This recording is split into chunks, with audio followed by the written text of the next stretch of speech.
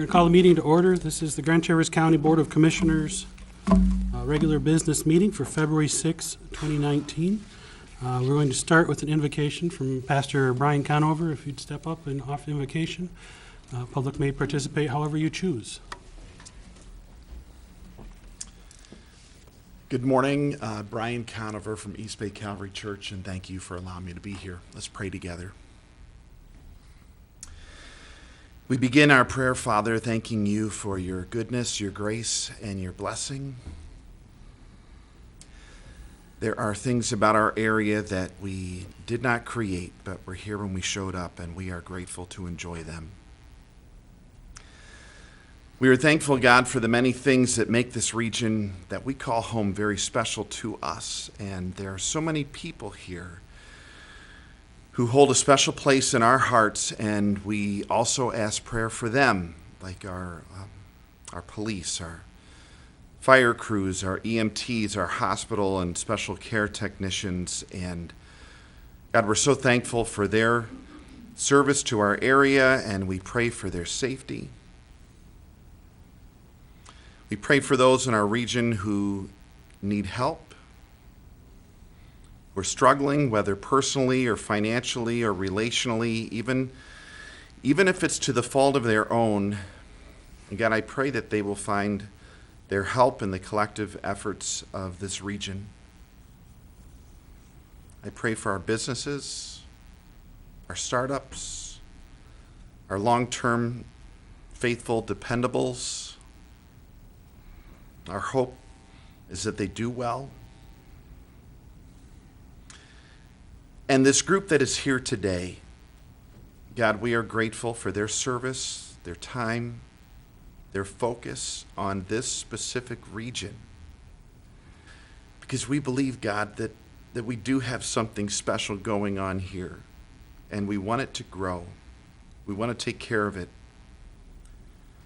There's some things we can do in this area and help us to do it well. But for all the things that are out of our control, God, we pray for your blessing, we pray for your generosity, and we pray for your favor. And we ask all of this in the name of Jesus Christ. Amen. God bless your day. All right, join me in the Pledge of Allegiance. I pledge allegiance to the flag of the United States of America, and to the republic for which it stands, one nation, under God, indivisible, with liberty and justice for all. Thank you. Okay, roll call, please. Klaus, Here. Kofia, Here. Hunley, Here. Jewett, Here. Lapointe, Wheelock, Yes, ma'am. Henschel. Here. And Commissioner Lapointe is out of town as expected. All right, first order of business is the approval of the minutes. Mr. Chairman, I move to approve the minutes of January 9th study session, January 16th regular meeting, and January 23rd study session. Support. Okay, we have a motion support. Does anyone have any discussion on the minutes? I just had one thing on the January 16th minutes of the regular session where we approved the agenda. Just for clarity for the public in the future as they look at these minutes and for the clarity of the board, there was a mention of suspend indefinitely. Noel, could you explain to us what that motion is? So I believe what you're referring to is the approval of agenda items. This was, I believe you're approving It was the agenda for the last meeting. the agenda for the And then in parentheses, it says suspend indefinitely. It says postpone indefinitely. Or postpone indefinitely. That was simply language that was included in that. I don't believe that itself represents a separate motion. So postpone indefinitely was, I believe, the words that Commissioner Coffey used when she asked that the item be removed from the agenda. Frankly, when we remove an item from the agenda, we're postponing it indefinitely anyways. And so So the language is superfluous? the language is fine, yes. You could remove it, and it would mean the exact same thing. Okay. And my understanding of postpone indefinitely is a motion you make on a main motion. once a motion is on the floor, you can move to postpone the motion indefinitely. But that's not what. That's not how that was used. Right. Here, right. okay. So I just this- wanted to be It's clear. semantics. Okay. All right. Any further discussion? Yes, under the study session, January 9th. Just, I just happen to know the spelling of Mr. Petrov's name is Petrove. I already, yes, he called me Just yesterday. making sure that. Yep, since I know- that will be corrected. Great. Okay. So is the motion to approve with that correction? Second? Okay. All in favor, say aye. Aye. Any opposed? Motion carries. First public comment. Would you read the rules, please? Any person shall be permitted to address a meeting of the Board of Commissioners which is required to be open to the public under the provision of the Michigan Open Meetings Act. Public comment shall be carried out in accordance with the following board rules and procedures. Any person wishing to address the board shall state his or her name and address. No person shall be allowed to speak more than once on the same matter, excluding time needed to answer commissioners' questions, if any. The chairperson shall control the amount of time each person shall be allowed to speak, which shall not exceed 3 minutes. The chairperson may, at his or her discretion, extend the amount of time any person is allowed to speak. Public comment will be solicited during the 2 public comment periods noted in Rule 5.4 Order of Business. However, public comment will generally be received at any time during the meeting regarding a specific topic currently under discussion by the board. Members of the public wishing to comment should raise their hand or pass a note to the clerk in order to be recognized and shall not address the board until called upon by the chairperson. Please be respectful and refrain from personal or political attacks. Okay, would anyone like to address the board? Please step right up to the podium there.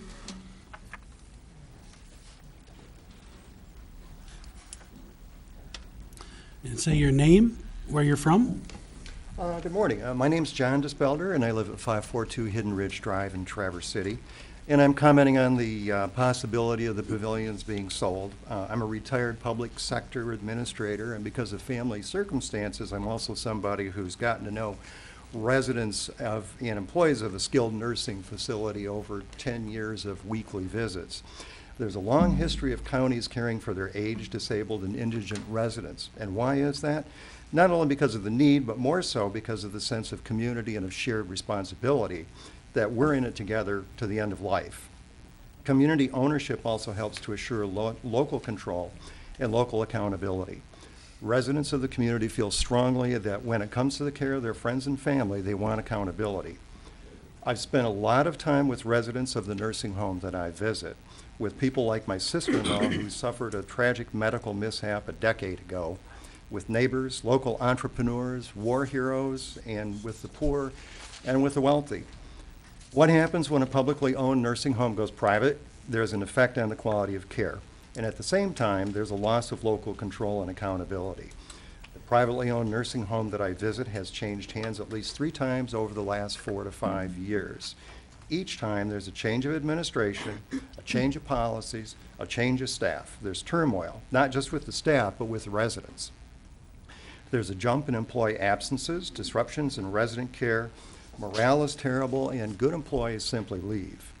What is Pretalk Capital's track record? I did a little research, and here's what I found. Their website says they purchase properties to lease or sell to existing or new operators. They deliver outstanding returns for a select group of passive investors.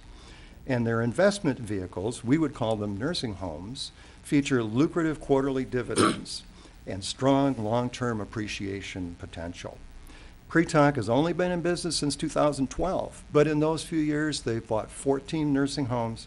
They've already sold 6 of them. Medicare.gov rates nursing homes on a variety of measures, with the ratings ranging from a low of 1 to a high of 5. Of the 6 Pretalk purchased facilities that I could identify, their average rating was 1.3. What's the pavilions? 5. For those of you like to focus on results, Pretalk Capital should give you pause. Their results would be horrible to our community, though maybe not to their investors.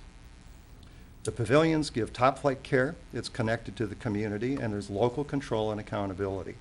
When I think about the possible sale of the pavilions with Pretalk Capital, with their record of flipping facilities, selling them to regional operators, and their bottom-of-the-barrel patient care, I'm simply appalled at the prospect that the county commission would even give them Thank the you very time of much. day. If you really care about Time Grand is up. Traverse County, please. Thank you just very say no. much.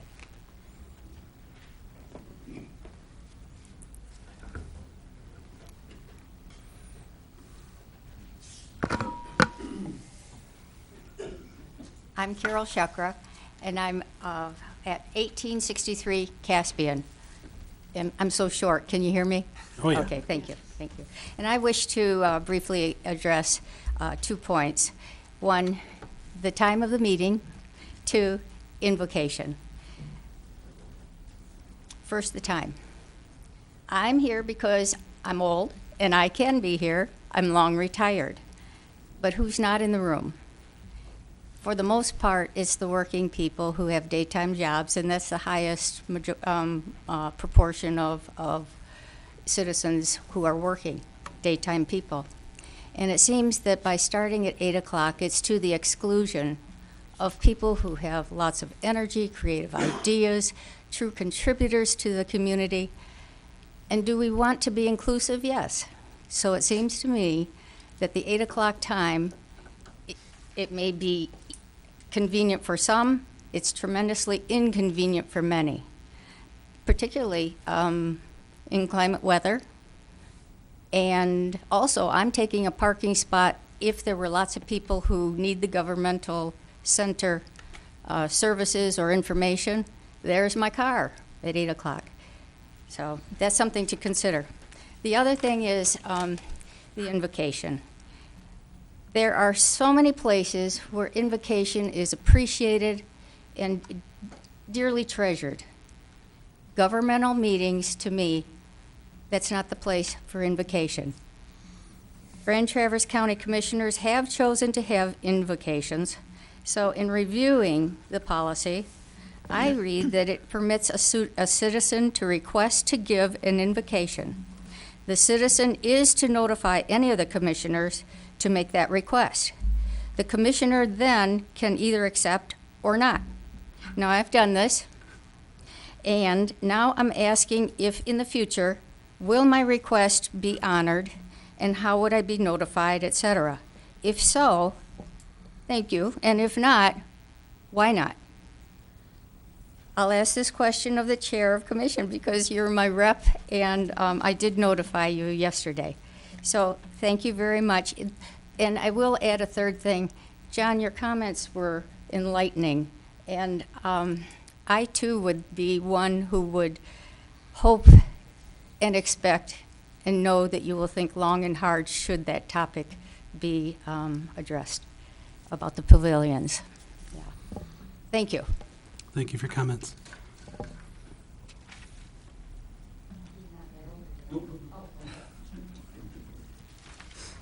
Morning.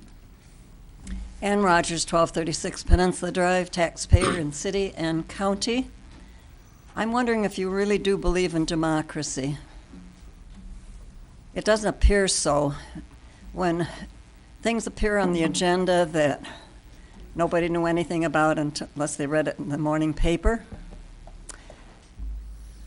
I wonder what else you've planned to throw at us over the time that you're in office. Scheduling a meeting at 8 in the morning certainly is not very democratic. It prevents most of the population from being here. I really feel that this commission has gotten off to a very authoritarian, behind-the-scenes type of agenda, and it is extremely worrisome. The thing that I hope you most consider is changing the time so that people, you represent the people, and if they can't be here, if they can't express their wishes or understand what's going on, it is not democracy. Thank you. Thank you, Ann.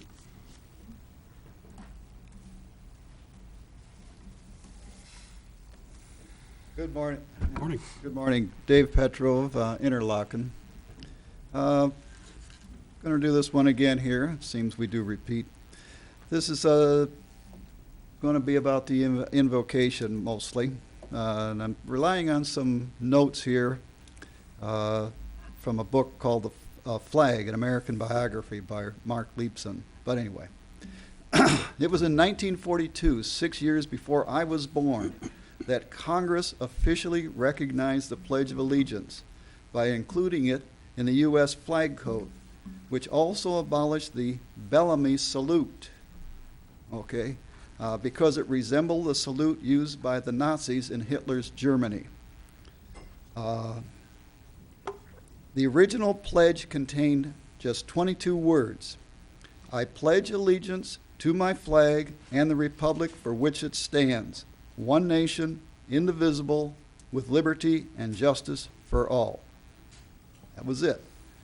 It was in 1954, 6 years after I was born, that the words "under God" were added to the pledge, and our nation has gradually become more divided ever since.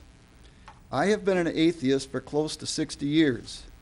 I sincerely doubt that many politicians believe as much in an imaginary deity as they do in the imagery they try to convey that God is somehow on their side, and thereby give credence to their decisions, no matter how harmful they may be to society, government, or the world environment.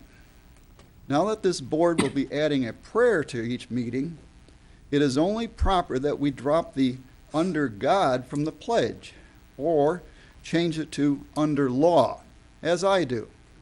This is how I am able to openly affirm my commitment and my allegiance to my country. To do anything less, to say "under God," would be a lie and a perjury that I will not commit. The pledge contains a prayer, and we should have no prayers at government meetings, not more. Thank you.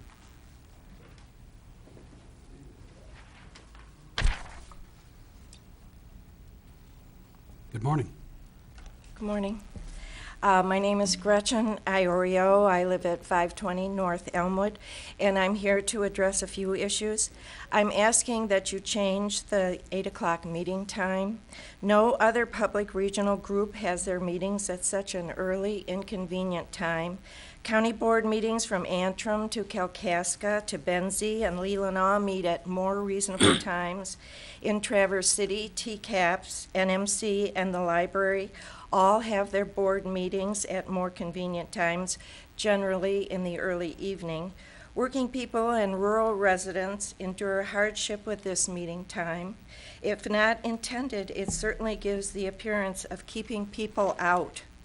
Keeping people out and being restrictive also applies to your invocation policy. While I believe the invocation is divisive, I have applied for a turn in the rotation in order to offer my support for the non-sectarian purpose a moment of silence would achieve. Your current policy provides commissioners with absolute power to deny a citizen the right to give the invocation, and with no criteria for the basis of a denial. Your policy is confusing in the sense that the stated purpose is to lend gravity, reflect shared values, to encourage civility, and encourage sound ethical decision-making. Yet under number 6 of your policy, you state the policy is to acknowledge and express the respect of the board for the diversity of religious denomination and faith represented and practiced in Grand Traverse County. What about our atheist citizens? That discriminates against them, as well as such faith as Muslims, Buddhists, Hindus, etc., that may not be represented in Grand Traverse County. Finally, you must know that everyone is interested in the pavilions. The community strongly supports this asset. What is the status of that issue? Hopefully you recognize it as a community treasure and don't succumb to the temptation of privatization. Thank you. Good morning. Morning. My name is Brenda Rush. I live at 10480 Deer Path North in Traverse City. Commissioners, when you took office, you committed to acting in the best interest of all the people of Grand Traverse County. Just reminding you of that. 4 of you insist on an 8 a.m. start time. Why 8 a.m.? How does this start time benefit the people of Grand Traverse? 4 of you insist on an invocation. In my opinion, this is posturing of personal agendas. I have submitted a request to Commissioner Wheelock to be included in the roster. I read the original invocation policy, I read the amended, and then I read the one that came out on Friday night, and frankly, I see some conflict. I see some, there's confusion there. I don't quite understand, but if indeed it's possible for me to be put on the roster, I want to be considered to be put on the roster. Also, commissioners, Commissioner Klaus in particular, if indeed the pavilions is going to be considered for sale, you need to recuse yourself and declare a conflict of interest. And any other commissioner who has nursing home interest needs to do the same. By the way, I often feel the sting of being taxed at a disadvantage also. Thank you. Good morning. Good morning. My name's Greg Kish. I live at 6646 Windwood Drive in Lake Ann. I have a law practice here in Traverse City. I'm an elder law attorney. Most of my clients, I would say, are seniors and their families in Grand Traverse County. And I'm here primarily to talk about the pavilions. Just a couple of points that I wanted to make is that one thing that's great about the pavilions, which I would consider to be a pillar of the long-term care delivery system in our community, is that it is a partnership between government and its foundation and volunteers. We have a lot of residents there who have been there a long time, and who, for them, it's not an outpatient clinic, it's where their mom lives, or where their sister lives, or where their brother or child lives. Whenever there is uncertainty about its ownership or transitions that may occur, that causes stress and anxiety on families that are already stressed. And so I would note that this board, or a different composition of it, considered this issue a couple of years ago, and at that time I heard from my clients about what's going to happen and what are the changes going to be, and there was anxiety as you worked through that process. I'd like you to consider that though you can't control inquiries that come in from the outside, you can control how you respond to them, and the amount of time you take and the response that you give is impactful on how much this process costs to these families in terms of stress and continuity of care, the ability of the foundation to continue to solicit donors who hope that they can rely on the public mission and management going into the future. I just wanted to make those points and ask that you consider that as you respond to this inquiry. Thank you. Thank you. Mark? Good morning. Mark McKellar, 2050 East River Road, Traverse City. I am here on behalf of the Grand Traverse County Road Commission to publicly announce that we do have a public meeting coming up on February 18th at East Middle School. That meeting will be, in essence, some additional public outreach from our organization for the East-West Corridor analysis study. We still seek public input, and we have been called out several times over the last months for not letting the public know. We've blasted emails out through our press releases to the media, put it on our website, put it on the East-West Corridor website, but that information is out there, and we'd encourage all the commissioners and anybody from the public that would like to attend that meeting. It is February 18th, East Middle School, 5 to 8. It's in general going to be an open house. We have just recently started receiving some of our firm data coming out of our traffic modeling.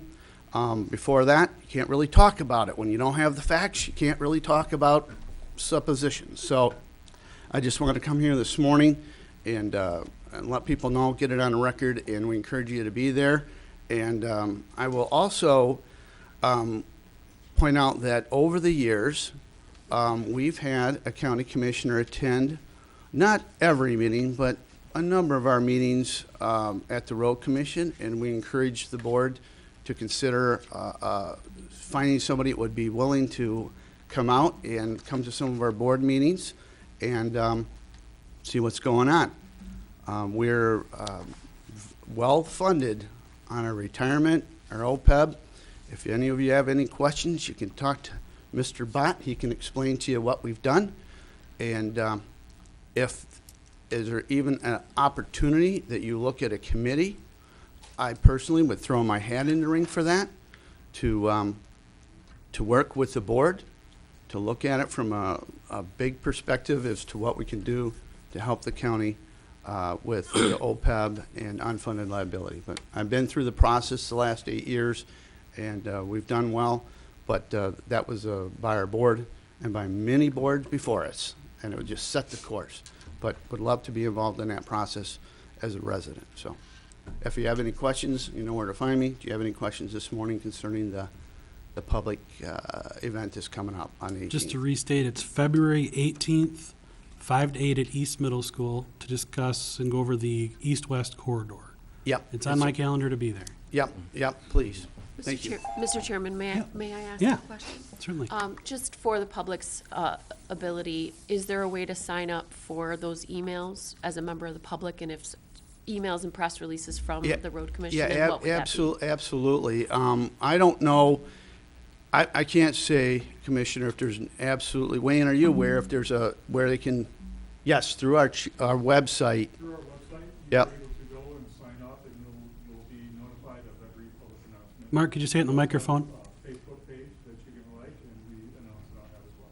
Yeah, so the answer is yes, through our Facebook page at the Road Commission or through our website. You can go on and you can enroll and get the notifications. So you can get them both.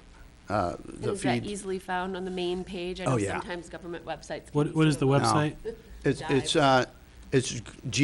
gtcrc.org. But if you just type in Grand Traverse County Road Commission, we're the only one in the country. Okay. So, all right. you very much. And yeah, and for those of you who may have met me, I am Mark McKellar Senior. Right. Okay, I'm the original. All right, thank you.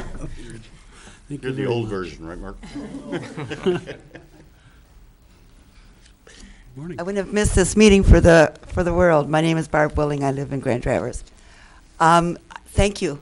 That prayer was so invigorating, especially following our president's speech last night, which was even more invigorating.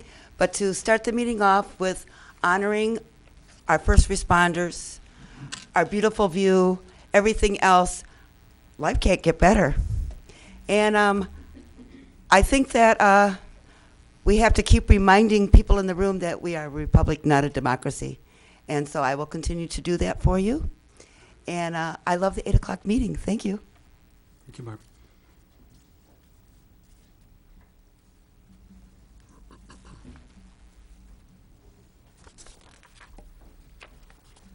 Good morning. Morning. Matthew Scheck, Grand Traverse County, Traverse City. Words, symbols. On the topic of words, in the Gospel of John, Jesus made a startling announcement. He said, "My peace I give with you, my peace I leave with you, not as the world giveth, give I unto you." That there is more than one definition of peace is pretty obvious. We have also got symbols for peace today, and we've had symbols for peace in the past. The current symbol for peace is really not a symbol of peace. It's actually a resurrected symbol that came out of Nero and the upside-down crucifixion of Peter in Nero's garden. And it was called the Broken Jew. And later on in history, it was also used in, and this is from Medieval Symbols and Signs book, page 83. It was also the crow's foot or the witch's foot. And also the Nazi uniform also had a the SS had a special symbol on it, and the Nazis also used that symbol, only it was inverted to what it is today. But who popularized that symbol today? It actually came out from Bertrand Russell, who was a strong admirer, if not a communist himself, in England, demonstrating against American bombers in England back in the early 50s. That's probably a little too early for most people in this room to remember, but that's the current application of today's so-called, quote, peace symbol. Came out of that. And Bertrand Russell was no stranger to symbols. He was very much into the occult, and he was also an admirer of Lenin and Stalin. In fact, I think on the handout gives a quote that he uses, that he was very much disturbed with the world, and the only joy that he gets is to see the rise of communism in Russia. So we have the peace symbol. And we also have other words of Jesus that I believe should put our thinking back on track. People ask Jesus for a sign. Everybody's looking for a sign today. I guess we can't exist without a sign. But he said that it's an adulterous generation that asked for a sign. And the only thing that he gave any indication for a sign, he said he referenced a sign of Jonah for a sign. But I don't believe that many people understand what the sign of Jonah is. That, yes, it's the fish, but death, burial, and resurrection, he was speaking about himself, and that was his sign. Thanks, Thanks, Matt.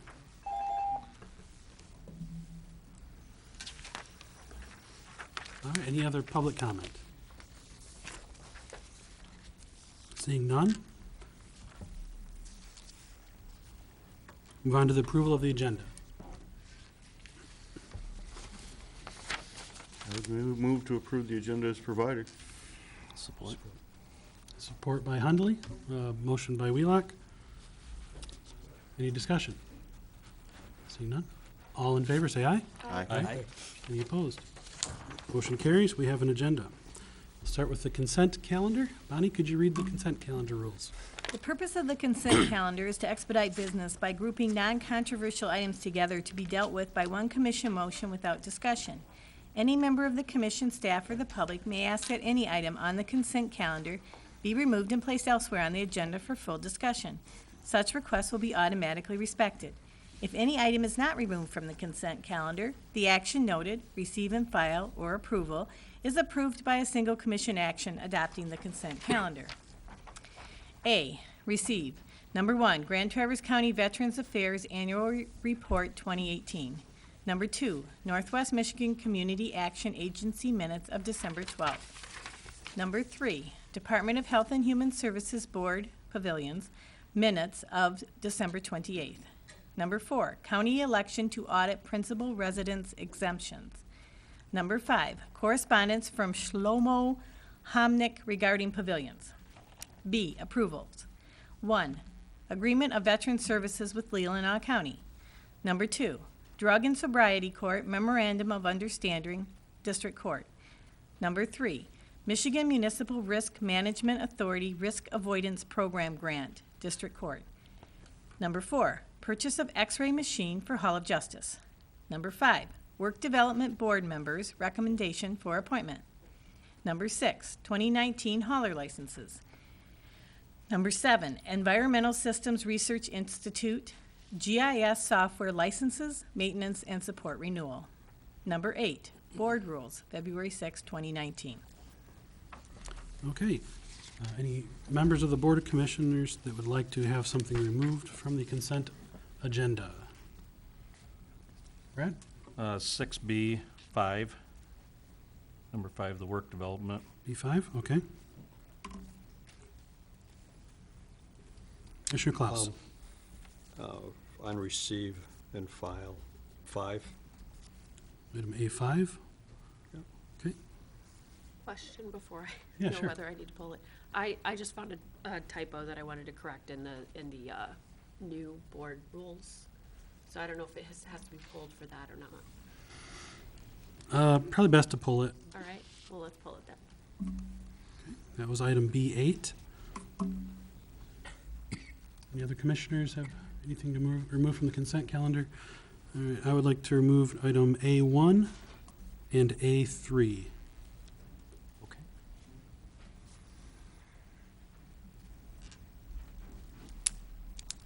Okay, we have items removed. So now we would need a motion to accept the items that are not removed from the consent calendar, and those items would be passed in one motion. Mr. Chairman, I would move to approve the consent calendar with the exception of items A1, A3, A5, B5, and B8. Support. Okay. Noel? Are we supposed to ask the public if they want to remove something from that consent calendar? Yes. Okay. Apologize, I did skip. Would any member of the public want something removed from the consent calendar? Okay, seeing none. Motion on the floor is, any discussion on the motion? Okay, roll call vote, please. Kofia, Yes. Hunley, Yes. Jewett, Yes. Wheelock, Yes. Klaus, Yes. Henschel. Yes. Okay, motion carries. Consent, let's see, next. Yep, next we're on item number 7, which is special orders of business, public hearing and consideration for approval, Rennie School Road Development amended brownfield plan. It's on page 149 in your packet. Do we have a presentation for this Yes, item? Mr. Chairman, Mr. Mac McClellan from Otwell Mobby is here to make a brief presentation about the brownfield, to give the board just a little bit of history with the Rennie School project and what's associated with it. So with that, I'll introduce Mac, and Mac and brief, that's an oxymoron. Wait, They brief? don't belong Brief? together. What was that word?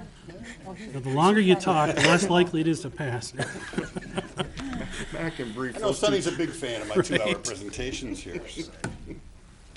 It's because I've been through more than most, Mac.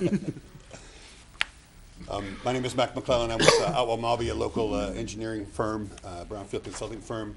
We're representing the Grand Traverse County Land Bank Authority in the redevelopment and exciting project in Blair Township at the corner of Rennie School and 131 for redevelopment opportunity. The purpose here today is to hold a public hearing as required under Act 381. The governing body must hold a public hearing to allow all citizens and taxing jurisdictions to comment if they wish. And as well, there are notices that are sent out to each of the taxing jurisdictions identifying the impact to them as well. And then in your packet is a resolution for your consideration to approve the amended brownfield plan, which is required. So I wanted to just provide kind of a quick summary of the situation, kind of encapsulate that. Have a little bit of background, and I added in a few slides of a background about brownfield redevelopment, perhaps for the new commissioners, and talk a little bit about how we got to this point, the additional eligible activity costs, a unique tool of the Land Bank Authority for what's called a 550 tax, and then talk about the amended brownfield plan, which adds eligible activities and changes the reimbursement schedule. So kind of in summary, a brownfield plan was approved in August of 2018 to support the redevelopment for this site. It's at the southwest corner of US 31 and Rennie School. I'll have some maps a little bit later. There were certain brownfield eligible activities that I'll talk about that were proposed to help support that would be reimbursed over time through the capture of increased taxes generated by the private development on the project.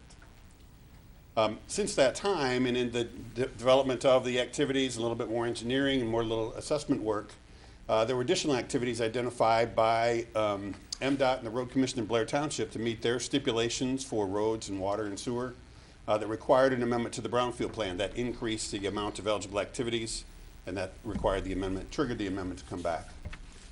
And then a unique tool, as I mentioned, there's state law provides for the levy for 50% of the equivalent taxes for 5 years by the Land Bank Authority to help support Land Bank Authority activities. They're on property that was owned by the Land Bank Authority. The amended brownfield plan presented to you today was approved by the Grand Traverse County Brownfield Authority on January 30th. It has to be approved by the county board and is up for concurrence at Blair Township meeting, I believe, at their February 14th meeting. I just want to provide a quick overview. It'll only take an hour or so. of brownfield redevelopment. In 1994, there were significant changes to environmental law. It used to be if you bought contaminated property, you owned it and had to clean it up to pristine standards prior to that time. In 1994, they changed the law that said if you examine what that property is and you file a baseline environmental assessment that documents what the contamination is, you're no longer liable for that contamination. You still have due care obligations to not make it any worse or expose people to it, but at least you don't have to clean it up to pristine standards. Pretty big deal. However, during that time, it was also identified that it's really expensive to clean all these places up as well. So in 1996, the Brownfield Act was passed, which provided for tax increment financing for brownfield eligible activities. So what that does is really it provides reimbursement of certain eligible activities. They're narrowly defined on eligible property through tax increment financing, and I'll talk about each of those things momentarily. There's also some grants and loans that are available from the DEQ to fund environmental activities. There's funds available, grants and loans from the MEDC to help support project development. And grants and loans are available from the local Brownfield Fund, which the Grand Traverse County Brownfield Authority manages based on some of the earlier projects. So first of all, what is eligible property? Originally, it was contaminated property, property that meets the definition of a Part 201 facility, has contamination above DEQ level for one of 120 different constituents there, and that was what the original law was passed in 1996. In 2000, they understood that there may be other kinds of properties that need assistance as well, similar assistance with lots of extraordinary costs to redevelop. So they added blighted properties. You can imagine a downtown burnt-out building doesn't really have any environmental issues, but it's blighted and needs to have some lead and asbestos abatement and selective demolition to redevelop that. Functionally obsolete is another one. Kind of the classic example is a state hospital that's no longer able to be used for its intended purpose. And so there are some challenges to redeveloping that. And then more recently, they added historically designated sites. An old downtown building may not, or an older building may still be useful, may still be used for its intended purpose, not blighted, but still needs lots of assistance to bring it up to the standards of the day. And importantly, a brownfield plan, you can have eligible property, but a brownfield plan has to be passed by the Brownfield Authority, by the governing body, and for county brownfield authorities also has to have the concurrence of the local unit of government there. So what are those narrowly defined, or what are those defined eligible activities? They're kind of in two major categories: environmental activities. I call it investigation. Before you buy a piece of property, within 45 days, you have to find out what's there. And if it's contaminated, prepare a baseline environmental assessment. As I mentioned, you're still responsible for the contamination. You can't just expose people to it. You can't dig it up and take it someplace else. You have due care obligations to make certain that that contamination is handled appropriately in your development. Then the third category is remediation. If there's some particular problem area, groundwater contamination in wells, groundwater wells or drinking water wells nearby, those are included as well.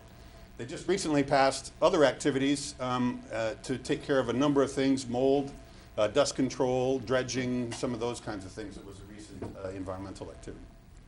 There's also non-environmental activities, which are lead and asbestos abatement and demolition. This was also added in 2000 as these additional extraordinary costs that happen. So every community in the state has these eligible activities available. In 2000, core communities were identified. Qualified local units of government selected core communities in specific areas that received additional eligible activities or additional incentives. They're defined under the Obsolete Property Rehabilitation Act through a whole series, and then there's a list of those core communities. They get some additional incentives that are available, additional brownfield eligible activities, and tax abatements that might be eligible, trying to focus investment in those core communities in those areas. In 2010, county seats were added. There were a number of northern Michigan communities which didn't have any core communities, and so county seats were added as well. And interestingly, property owned or under the control of a land bank authority also qualifies for these additional eligible activities. And those additional eligible activities are site preparation, clearing, grubbing, excavations, special foundations for bad soils, those types of things, and importantly, infrastructure that provides for roads, sewer, water, which will kind of be the subject. I just wanted to make one kind of comment on this, is that I've been involved in the area for brownfields for some time, and I know that most of the major projects in Grand Traverse County, River's Edge, 101 Park Street development, Grand Traverse Commons, would not have happened without brownfield support. So I think it's an important consideration, and I know that, I believe that it's been a significant driver for economic development, even with that tax capture, all of the spin-off redevelopment that's happened. So I think it's been an important part of Grand Traverse County's growth and development. Mac, will you just I'll get off quickly my soapbox. explain how the land bank acquires property? Because, we talk about the fact that all land bank properties are eligible, but I don't think most people understand how the land bank acquires property. Yep, that's a great segue to my next point. Thanks. Land bank authorities typically acquire property through tax foreclosure. That's kind of the primary area. They also have the ability to acquire property, to be gifted property, but their primary tool is through tax foreclosure. There's a process that you go through, about a 3-year process, where you can pay your taxes late, pay your taxes with interest, pay. But if after about a 3-year period, if those are not done, then it goes through a tax foreclosure process through actually the county treasurer's office, and then is transferred to the land bank authority and their primary purpose is to take those problem properties, and they also have some other capabilities of clearing title, of selling land below values to get them redeveloped. They have a pretty broad authority to deal with those properties that are in their jurisdiction in order to get them back onto tax rolls and back on for redevelopment. Is that, can I answer that question? Yeah, thanks. And in this case, Grand Traverse County Land Bank Authority acquired this parcel through a tax foreclosure process, primarily due to a large water assessment that was established on the property. There's a relatively large, I don't know if Heidi's here, but relatively large water assessment, or Dean may know. And just one great example about this, through this, that the Land Bank Authority is able to make Blair whole for that assessment, to repay that assessment as well. As you may know, the property is located south of town, is at the corner, southwest corner of US 31 and Rennie School Road, just north of the Pittsburghers Stadium, now for a reference point. And the Land Bank Authority decided to divide the property into 3 separate parcels for sale. It was a little bit large for one redevelopment and seemed to make sense. There's great value obviously to the property that's right on US 31. A little bit less as you go west, but still utilized as well, which turned out to be an outstanding decision. Can I ask? Yeah, absolutely, Fred. So as far as redevelopment, what was there before? I'm sorry if you've already told me that, but it looked like just development. I didn't. It was a horse farm, basically, and then was proposed to be a water park, as I recall. Okay. A large water park through the redevelopment. That's where the assessment came through and was the challenges. Okay. And you may be getting to it, but as far as That's okay. environmental damage that needed to be cleaned up, that's not really the case here, is that? That's right. There was not significant environmental damage. It qualified because it was owned by the land bank. By the land bank. Got it. Okay. You wouldn't think of this necessarily as a brownfield site. Wasn't redeveloped previously. Right. But because it was by the land bank authority, we were able to use these tools to help support the redevelopment. Okay.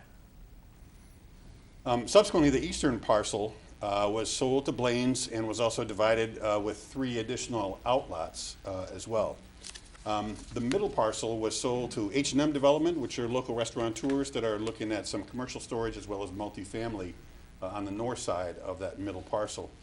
Importantly, the purchase of the middle parcel was contingent upon passing a brownfield plan to provide for some of the infrastructure, reimbursement of some of the infrastructure improvements. So without that initial brownfield plan passed back in August, we weren't going to be able to consummate the sale of H&M properties of that middle parcel.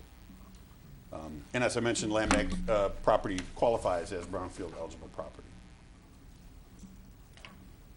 So just through that process, after that meeting, to be able to provide, we did our best guess of what the eligible activities might be, but as the engineering continued for all the activities, there were some additional activities that were identified that were necessary there. And again, for meeting requirements from MDOT and from the Road Commission to meet standards, and for Blair Township as well. There was also an interest, originally it was thought that there was an interest in extending Stadium Drive to be a county road, but after some discussion, talked a little bit about with the Road Commission, and they thought that might be a very positive development to make that a county road as opposed to a private redevelopment road, which increased the cost and standards for that. In addition, the road commission, rightfully so, is requiring an extension of a 3-lane area from Rennie School Road up to Stadium Drive. That wasn't originally anticipated. There were just going to be throats that would go in, but it certainly makes sense not to have a road that goes to 3 lanes and back to 2 lanes and back to 3 lanes. So these are kind of the infrastructure improvements that were done. We originally knew that there would be a traffic signal supported, and the Land Bank Authority stepped up and said, we'll cover that cost for the redevelopment to have the traffic signal at Rennie School Road and 131. In addition, some studies, and MDOT required a deceleration lane north of Rennie School Road as well. And as I mentioned, the original proposal was just to widen the road and provide a left turn lane into Blaine's just up to that driveway. But the Road Commission said we want to take that all the way to the end of the property as well. The Stadium Drive extension for that increased cost because of the Road Commission being a public road. There was also the intersection itself that was anticipated, but also, again, extending and widening Rennie School Road all the way for 3 lanes. So those additional infrastructure costs really began to put a burden on the developers if they had to come up and upfront those dollars. And they had expressed some concern about how far they could go in their redevelopment with that burden of having to pay for those upfront dollars. So we held a meeting on October 7th with all the parties, kind of talked through the whole thing. We shared a couple of allocation proposals there about how it might work, and congrats to the Road Commission. They came up, and the big difficulty was the Rennie School Road, and they said, look, we'll cover the 100% of the cost for the Rennie School Road if we can get reimbursed through the brownfield funds.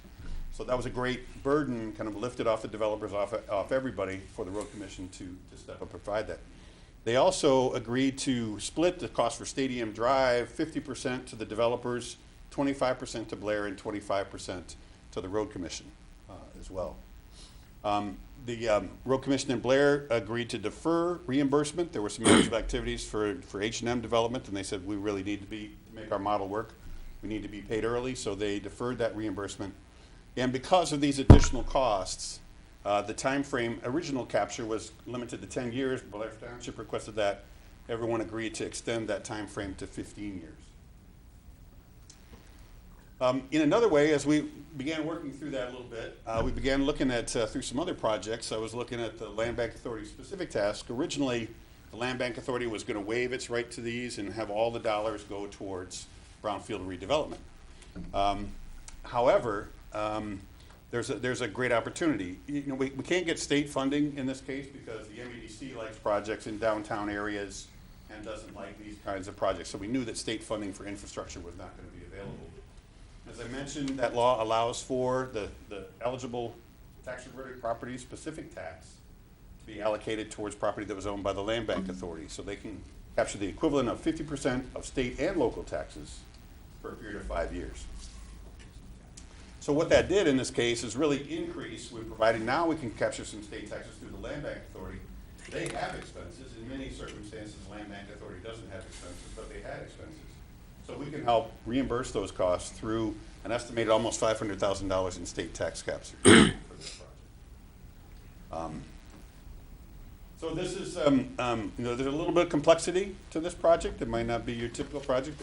The authority and the county has looked at many, multiple projects, but in this particular case, because we have 3 different parcels, we have to keep track of the capture on 3 different parcels as well. So they're also almost like 3 little mini brownfield plans within this larger brownfield plan. Blaine's is looking for reimbursements from the taxes that it pays and for that reimbursement. We also have 4 entities that are looking for brownfield reimbursement. Blair's H&M, Blair Township, and the Road Commission. So we kind of got to figure out that allocation as well. And then the additional complexity of a capture of a portion of the taxes for the Land Bank Authority. This is an easily readable chart of the brownfield eligible activities, but just gives you an idea of the breakdown between the private eligible activities and the public eligible activities. It's also in the brownfield plan in the back, table 1 and 2. And then this is the infrastructure that the Land Bank Authority is fronting for the property and seeking reimbursement. We used kind of an estimated eligible investment. We obviously don't know what's going to happen in the future, but it's dependent on that. But used what we felt was a pretty conservative approach for estimating the investment on the property. And that kind of resulted in this next flow of cash for the property. These are the taxes that it generated before any future development. This is the 5% and 50% tax for the H&M parcel in Blair. There's local capture that's happening, and the state gets its 50% back automatically, and also debt millages are not covered, so the schools will get its debt millage as well for this. After the build-out continues over a period of time, on the west parcel, the capture ends, and the local brownfield capture ends we estimate to be 13 years, or 14 years, but it can no longer go than 15 years. And then all of the revenues generated by the project go back to Just to clarify, is this capturing millage money as well? For example, we have extra taxes because we have a millage for animal control, Veterans Affairs, things like that. Is it capturing those dollars as well? Yep. Okay. Captures all And of is there any option for local entities to opt out of the tax capture? No. Okay. There are in other TIF districts, but not in Brownfield. Okay. I have a question as well. Sure. Can you just speak to what deforestation, you referenced deforestation, what would that mean? Deforestation? Yeah, I'm sorry, I didn't recall. Just if you can explain what that term would mean in relation to this property. Yeah, what I may have said was some of the site preparation activities, clearing and grubbing, those kinds of things in preparation for the site, those are eligible activities as well. So are we talking mature trees, or what kind of terrain? In this case, no, and typically not. This is kind of a unique case. In this case, there was an awful lot of grading and shaping that had to happen for the development to occur. And so, I don't recall the number of cubic yards that were moved around on the site. None of it was done, but it had to be leveled out and shaped for stormwater retention as well as for the development itself. Those are the site requirements. There was nearly no trees to be involved in this project. The biggest problem was the topography of the land. The center portion had a massive hole in it, for lack of a better term. The topography was very deep in the middle. To be able to redevelop that piece of property required a great deal of earthwork. The front two phases are pretty well moving forward. The third phase has not been sold yet at this point. If you could do your best to talk into the microphone, Yes. there are folks watching at home. Sorry about that. Thanks. Thank you.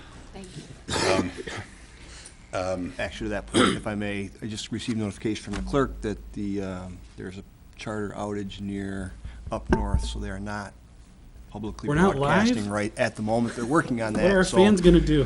so Oh, how Matt, disappointing. Just wanted to let that be noted and it'll be up early. It'll be on the Public website, service they can watch it later. Yes, yes. And so, this is the investment in taxes that occur here, and that's what I like to call is investment. And I kind of approach these things like Brownfield. The great part is it's not an existing pie that you're carving out like a grant program. We're really expanding the pie here because this is development that in many cases, in all cases in early, and now we have to evaluate that as well. These cases would not occur without this kind of investment incentive. So for these, this is the Land Bank Authority. The first two slices of the Land Bank Authority, local and state. The second are all local taxes that are captured. But the project, over the 30-year life of the Brownfield plan, are expected to generate, $7 million. Over $7 million in local taxes and $11 million in state taxes. So that's the kind of expanded pie. With that investment of that small portion of pie, we get a much larger pie. Some of the advantages of this is that there's going to be extensive public infrastructure that's going to be reimbursed over time.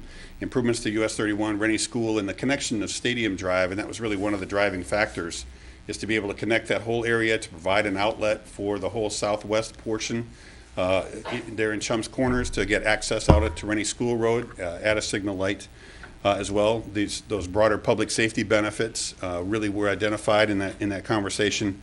It does spur the development of the multifamily over time. They said that if they had to pay all the money for all the Stadium Drive improvements, that they really couldn't afford to invest in the multifamily areas in the north part as well. And it really takes limited township funds, who would have the primary responsibility, along with the road commission, into over $1 million of public infrastructure.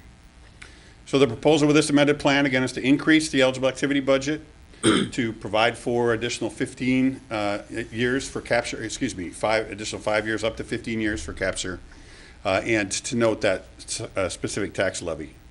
Blair Township concurred with the concept of providing the 25% allocation And the Road Commission approved last year their allocation for Rennie School Road and the Stadium Drive. We introduced this concept back in Blair in October. As I mentioned, the Road Commission acted on it. Brownfield Authority approved it on January 30th. We sent out the notices to taxing jurisdictions on the 25th. We're here today at the 6th, excuse me. And Blair will consider its brownfield concurrence on their meeting at February 12th. So again, purpose here today is the public hearing, which I've probably extended more than I need to, but and for the consideration of the resolution. So happy to answer any questions. Thank you very much. I believe at this time we will hold the public hearing, which is simply a time to offer the public a chance to speak about this project. It's not a chance to speak about any other topic, it's only on this topic. So that said, we'll open the public hearing. Do we have any members of the public that wish to make a comment on this project?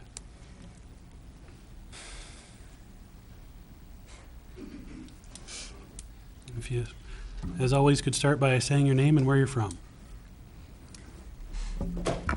Hello again, Dave Petrov, Interlochen. I'm not against this project and things like that, but I've seen some of these things happen in the past. It's one of these things, you've been around longer. Gordy's not here today. He's one of the few guys that has more years on the planet than I do. I've seen projects like Detroit had the Poletown plant, and they put in like $100 million to clean up the land there. It used to be Dodge or something like that, so that they could build that. And they were supposed to get all these jobs and things, and it never did occur to have that much. I was around, I voted against. I lived in Pontiac when they wanted to put in a sports stadium there. It was the Silver Dome, and for 25 years, Pontiac and the state subsidized that. It never did produce what they were expecting. This project here is already coming back to the pool here to get more money, okay, because now we didn't have enough. This was approved before, this brownfield TIF adjustment and things like that. The charts that they've got here, and I'm not exactly positive how, this TIF, this tax capture, is based on the taxable value of this parcel, this piece, with all the development on it and things like that. And if you look at it, it starts out, I don't know, this year or next year, whatever else, $3.5 million or something like that, and then 5.6 and 7.8. Each year it's going up in value because they're putting more development on and things like that. I think we're correct about that. And you're going to capture a percentage of that, and that becomes the part that goes for this tax capture to pay for this other investment that we, the taxpayers, are going to be part of. One of the questions that that this board should be asking today, before you do anything else, is the value of these properties. We have right next to it the Blaine Farm and Fleet, which is a big box store. We just had something that's in the courts still right now, is Escanaba versus Menards up in the Upper Peninsula, where they have the dark store thing. So instead of getting the value that this is actually putting into it and getting that tax money, you may only be getting the value of these stores are worth as dark stores when there's nothing there. So there should be something in this that we don't have anything in the title that says you can't resell this and use it for the same purpose, so that if they don't want to have Farm and Fleet, it can go to TSC or something like that. But again, the value that you're basing all this on, all these numbers, we can't do that until you get a court decision on the dark store action that's going on in the courts right now. So it's too early. You can't do this. Thank you.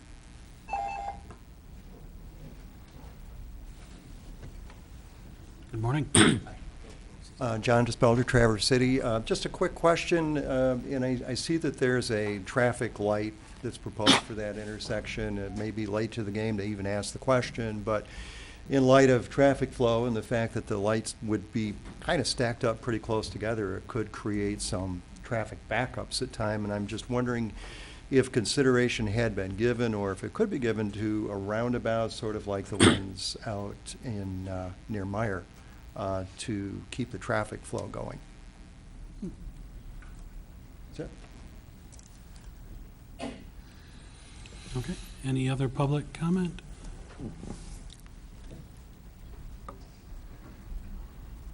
Mark Senior. Mark McKellar, Grand Traverse County Road Commission. Since Mac brought up the Road Commission 275 times during his presentation, I felt compelled to say something here today. When at the Road Commission, we see a lot of things presented to us, as you well do as well. And not all of the things that are presented grow feet and legs and run. This is a perfect example, though, of interagency cooperation for an outcome that is beneficial for the residents of our community. Our goal basically is motorist safety and in movement of vehicular traffic and allowing pedestrians to cross and so on.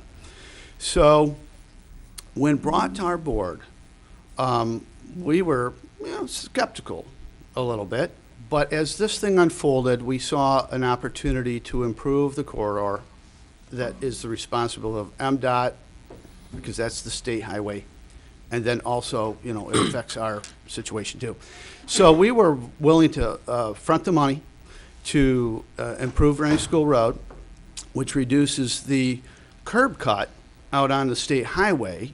By putting in the light, we actually could allow pedestrians to cross there if they would choose to. I wouldn't, but I mean, they could. A roundabout is never out of the question with the Road Commission now, but that's an MDOT location, so that's a little bit more of a challenge on roundabouts. If you come to the 18th, you're going to see some roundabout suggestions. So we're all for this in the sense that it'll allow commerce to take place in a commercial corridor with less curb cuts out on the state highway, would get it off the, it actually put it back on the tax rolls in the county, and this is, I'll wrap it up, probably one of the best interagency cooperations that I've seen between the township, one of our partners, and the private sector, and the Road Commission in the county. So we are very much in favor of this, and we are adamantly opposed to additional curb cuts on the major corridors. We want more coming off a main road into a light major intersection route and lanes in interior of the development. That is part of our long-term goal in the county, and I think that needs to be out on the record as well. So, do you have any questions? Thank you. Thanks, Mark. All right, any other public comment regarding this brownfield plan? Okay, seeing none, we'll bring it back to the board. We have a suggested motion to approve the resolution to adopt the brownfield plan for the Rennie School Road development in accordance with Act 381, PA 1996 as amended. Mr. Chairman, I would move to approve the amended brownfield plan for the Blair Township property. Okay, we have a motion to approve. Do we have a second? Support. All right, I have support by Commissioner Klaus. Discussion. Having Dean and I have both sat on the brownfield board through this, or through the land bank board through this entire process. This is a parcel of property that came back to Grand Traverse County, as Mac alluded to earlier, on a tax foreclosure fund. The piece of property it's about 72 acres, if I remember right. The piece of property had like a $1.3 million water assessment on it. No one was able to make sense out of paying $1.3 million for a water assessment, and what were they going to do with the piece of property? You couldn't put enough apartments on it to use that much water or anything else. But through this process, and through the decision to split it into three pieces, with the sale of the front parcel alone for the Blaine's property, Grand Traverse County was able to make Blair Township whole on their investment of $1.3 million with a water system. Through the development, through the sale of that parcel, and now the second phase of the parcel to H&M, Blair Township has been made whole. We project when this is over and done with, there will be a profit, if you will, on the sale of the two parcels of property for about $600,000. That money will come to Grand Traverse County. One thing we have to remember with this project, along with all other brownfield projects, there's not a pool of money that developers come to and we give them money. They have to commit the funds, and then as the tax capture starts to come, they get reimbursed. And I think there's a perception out there that the county's giving away money to developers. It's not. They have to put the money up front, and then as the development in fact happens, and we start capturing money or capturing taxes, they can be reimbursed for those eligible activities. The traffic light at Rennie School Road has been a really sore spot for me because it ends up, what, $300,000 or pretty close by the time it's all over and done with. MDOT had a traffic light at that intersection for about almost a year or just over a year while they re-engineered and rebuilt Chum's Corners. And then once Chum's Corners was finished, they took the traffic light out. And when we wanted to put this traffic light back in, which was a condition of the sale of the property for Blaine's, they required that light because they could see that their customers were not going to get in and out of that intersection or out of that driveway. That was a requirement. When we went to MDOT to put the light in, they said, well, yeah, but in order to do that, you have to do a traffic study, you have to do an engineering, you have to pay us X number of dollars for the light, plus now you have to have deceleration lanes and acceleration lanes. It's just crazy because the light was there for a while, 5 years ago, and why it should cost us $300,000 to put it back blows my mind. So, but all in all, great project, great cooperation between Blair Township, the Land Bank, the Brownfield Authority, and Grand Traverse County. And we can't, these are the projects that we have. Someday we can talk about all the other things the Land Bank has done, and we've done some really good things in this community. But this is a perfect example of where the cooperation of these organizations and the tools that were available to the Land Bank Authority are huge to benefit our community. Okay.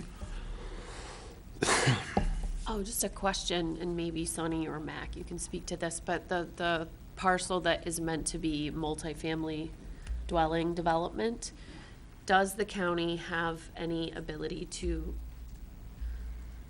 ask for some of that to be workforce housing to address that need within our community and our region, or is that not an option under this? Are you talking about the third piece? The piece that is specifically going to be developed, and do we have a developer who's doing that? The third section, at this point, I don't think we have a developer in line for. Okay. Also, I believe there is a zoning change required by Blair Township in order to make it multifamily. Is it agricultural right now, or how's it zoned right now? Single family, isn't it, I Single believe? family. So it'd Because have to there, be rezoned for and that was one of the, and not that it matters for this purpose, but the three pieces of property, the way it was split, westward from the back of this property is a single-family development. At least in our mind, as we discussed this with developers, that was single-family, to put multifamily adjacent to that, and then light industrial, and then commercial retail out on the highway, seemed to be a logical progression as we had the property redeveloped. At this point, I don't know that there is a developer in mind for that back parcel. I have not heard of any. But, that's kind of been the goal, is to look at doing it that way. But again, it requires a change of the zoning in Blair Township, which I'm not saying Blair is opposed to doing that. We're just kind of waiting for a developer to come and say, hey, this is what we would like to do. Right, so I guess. And at that point, we don't, to the best of my knowledge, we have no provisions by which to tell a developer, okay, you're going to build multifamily dwellings, but you need to keep 20% of them within a certain price range. I don't believe we have that ability. And by we, you mean the land bank, or just the county in general? Yeah, any of us have that requirement. Any other discussion or questions? You mentioned that it had been, or it is, a deep hole. I'm sure that it's been in part of the engineering studies and everything. Now that will be filled in, and that water will go somewhere else, right, or not? I mean, what happens to that? Do we know? Have we thought about that? I'm sure we have, but. Right. That's an environmental thing that Matt can probably address better than I can. I would clarify that. Actually, the ravine is remaining and Okay. will be an easement for all the stormwater Okay. on the site. So they'll be able to use some of that shape. A lot of the grading and shaping, while you look at a parcel and say, geez, that's pretty flat, there still was a whole bunch of work that needed to be done. So the ravine, in essence, will stay pretty much as it is and will be used for on-site stormwater management for the whole complex. Okay, okay. My only other comment is, as a new commissioner, it's difficult. One of the challenges is the amount of the requirement to delegate. You're making the decision, but it's based on knowledge where you're having to trust other people's expertise. And because, I mean, I could stop and ask questions about every possible thing, and because I know TIFs and brownfield redevelopments from newspaper articles and so forth. I know many things, but there are many things I do not know in detail, and they're the kind of thing that almost kind of can be like collateralized debt obligations. They're things that really smart people have thought a lot about, and they sound really great, but they're so complicated that you don't realize the dangers that lurk underneath them. So I'm not inclined to hold this up, but there are those things that even a multi-million-dollar water assessment that hits a basically undeveloped property so that it ultimately ends up in the Land Bank Authority, that's also the kind of danger that, as I'm watching this, wanting to make sure that the Land Bank Authority isn't being used as a neat hat trick to get access to property that we want. I don't think that's the case here, but again, I'm just a guy, and just a little guy at that, who's, you know, trusting in the system to try and make the best decision I can. I'll second that sentiment. This Right? is a very hard job, Bryce. Yeah. And Dean, we've held that piece of property, what, 6 years? It was, at least 6 years, where because of as Commissioner Wheelock mentioned, the assessment that was associated with it. There were a number of times where potential buyers looked at it, but they just couldn't swing it with that noose. I mean, and we were fortunate that Blaine's was willing to pay a very good price per acre, which was sufficient to cover that cost and leave us with, you know, some additional funds to work with to cover the traffic signal. And very fortunate that we finally were able to put this property back on the tax rolls. The decision to split the property was key to the sale. But the bottom line is the land bank's held this piece of property for 6 years, I believe, maybe 7. And the people didn't pay taxes on it for 3 years before that. So we're now crowding 10 years since tax money has been recovered on any of that 72 acres of property. So, you know, those are key issues also. And not only will taxes be recovered on that piece of property, it won't be based on the fact that it was a horse pasture. It'll be based on the fact that it is a state-of-the-art commercial development. Commissioner Klaus. One thing I would add is that, and is this a 120-acre parcel or 100-acre The parcel? total parcel's about 75 75. acres. And so there was infrastructure put onto that piece of property by Blair Township. That is correct. And I've never heard of a township putting infrastructure onto a piece of private property on a promise, which is pretty much what happened there. And not the fault of the residents of Blair Township, not the fault of the supervisor that sits there now, but I'm, at the end of the day, I'm glad to see brownfield activities to be able to help them develop that piece of property in Blair Township. It's nice to see it out of the city for once and actually help out a township. So I'm in favor of it. Okay.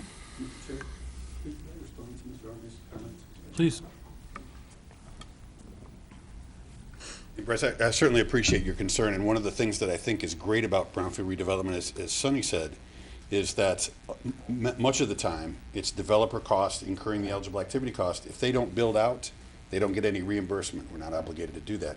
The areas of danger that I think you were talking about is when there are public dollars invested up front, as is the case here. So I think you need to look carefully about that. The two things, the one thing I was going to say is that the Stadium Drive and the Rennie School road improvements do not need to occur until the north portion of the middle parcel is being developed. And that's when we know that there'll be enough tax revenues from that to be able to pay for those costs. And so that's kind of a great timing. I would be concerned, as Blair Township, invested early on a promise and it didn't happen. I'd be concerned if we had to do that infrastructure first and then hope for that development.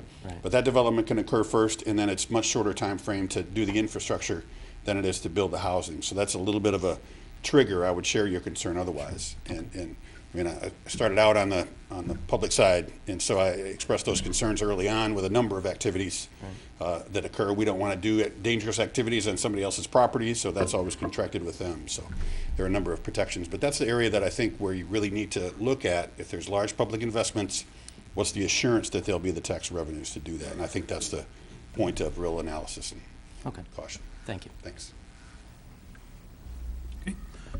Any other debate by commissioners? Questions for staff? We're ready to vote. Okay. Motion on the floor is to approve the brownfield plan as suggested in our packet. Roll call vote, please. Hundley, Yes. Jewett, Yes. Wheelock, Yes. Klaus, Yes. Kofia, Yes. Henschel. Yes. Okay, motion passes. Thanks, Mac. Thank you, Mac. We've been at this for about 85 minutes now. We're going to take a 3-minute recess. And we'll start back here at about 9:26.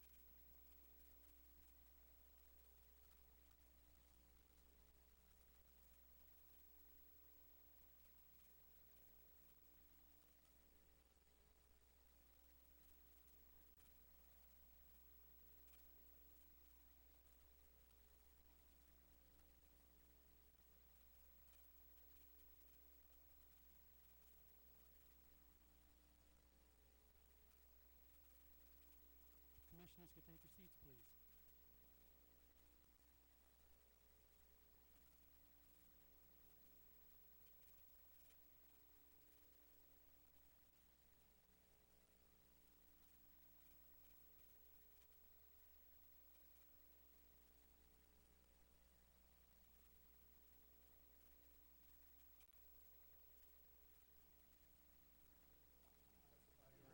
Okay, we're gonna microwave in here, so I can heat up my tea. some hot pockets. Oh.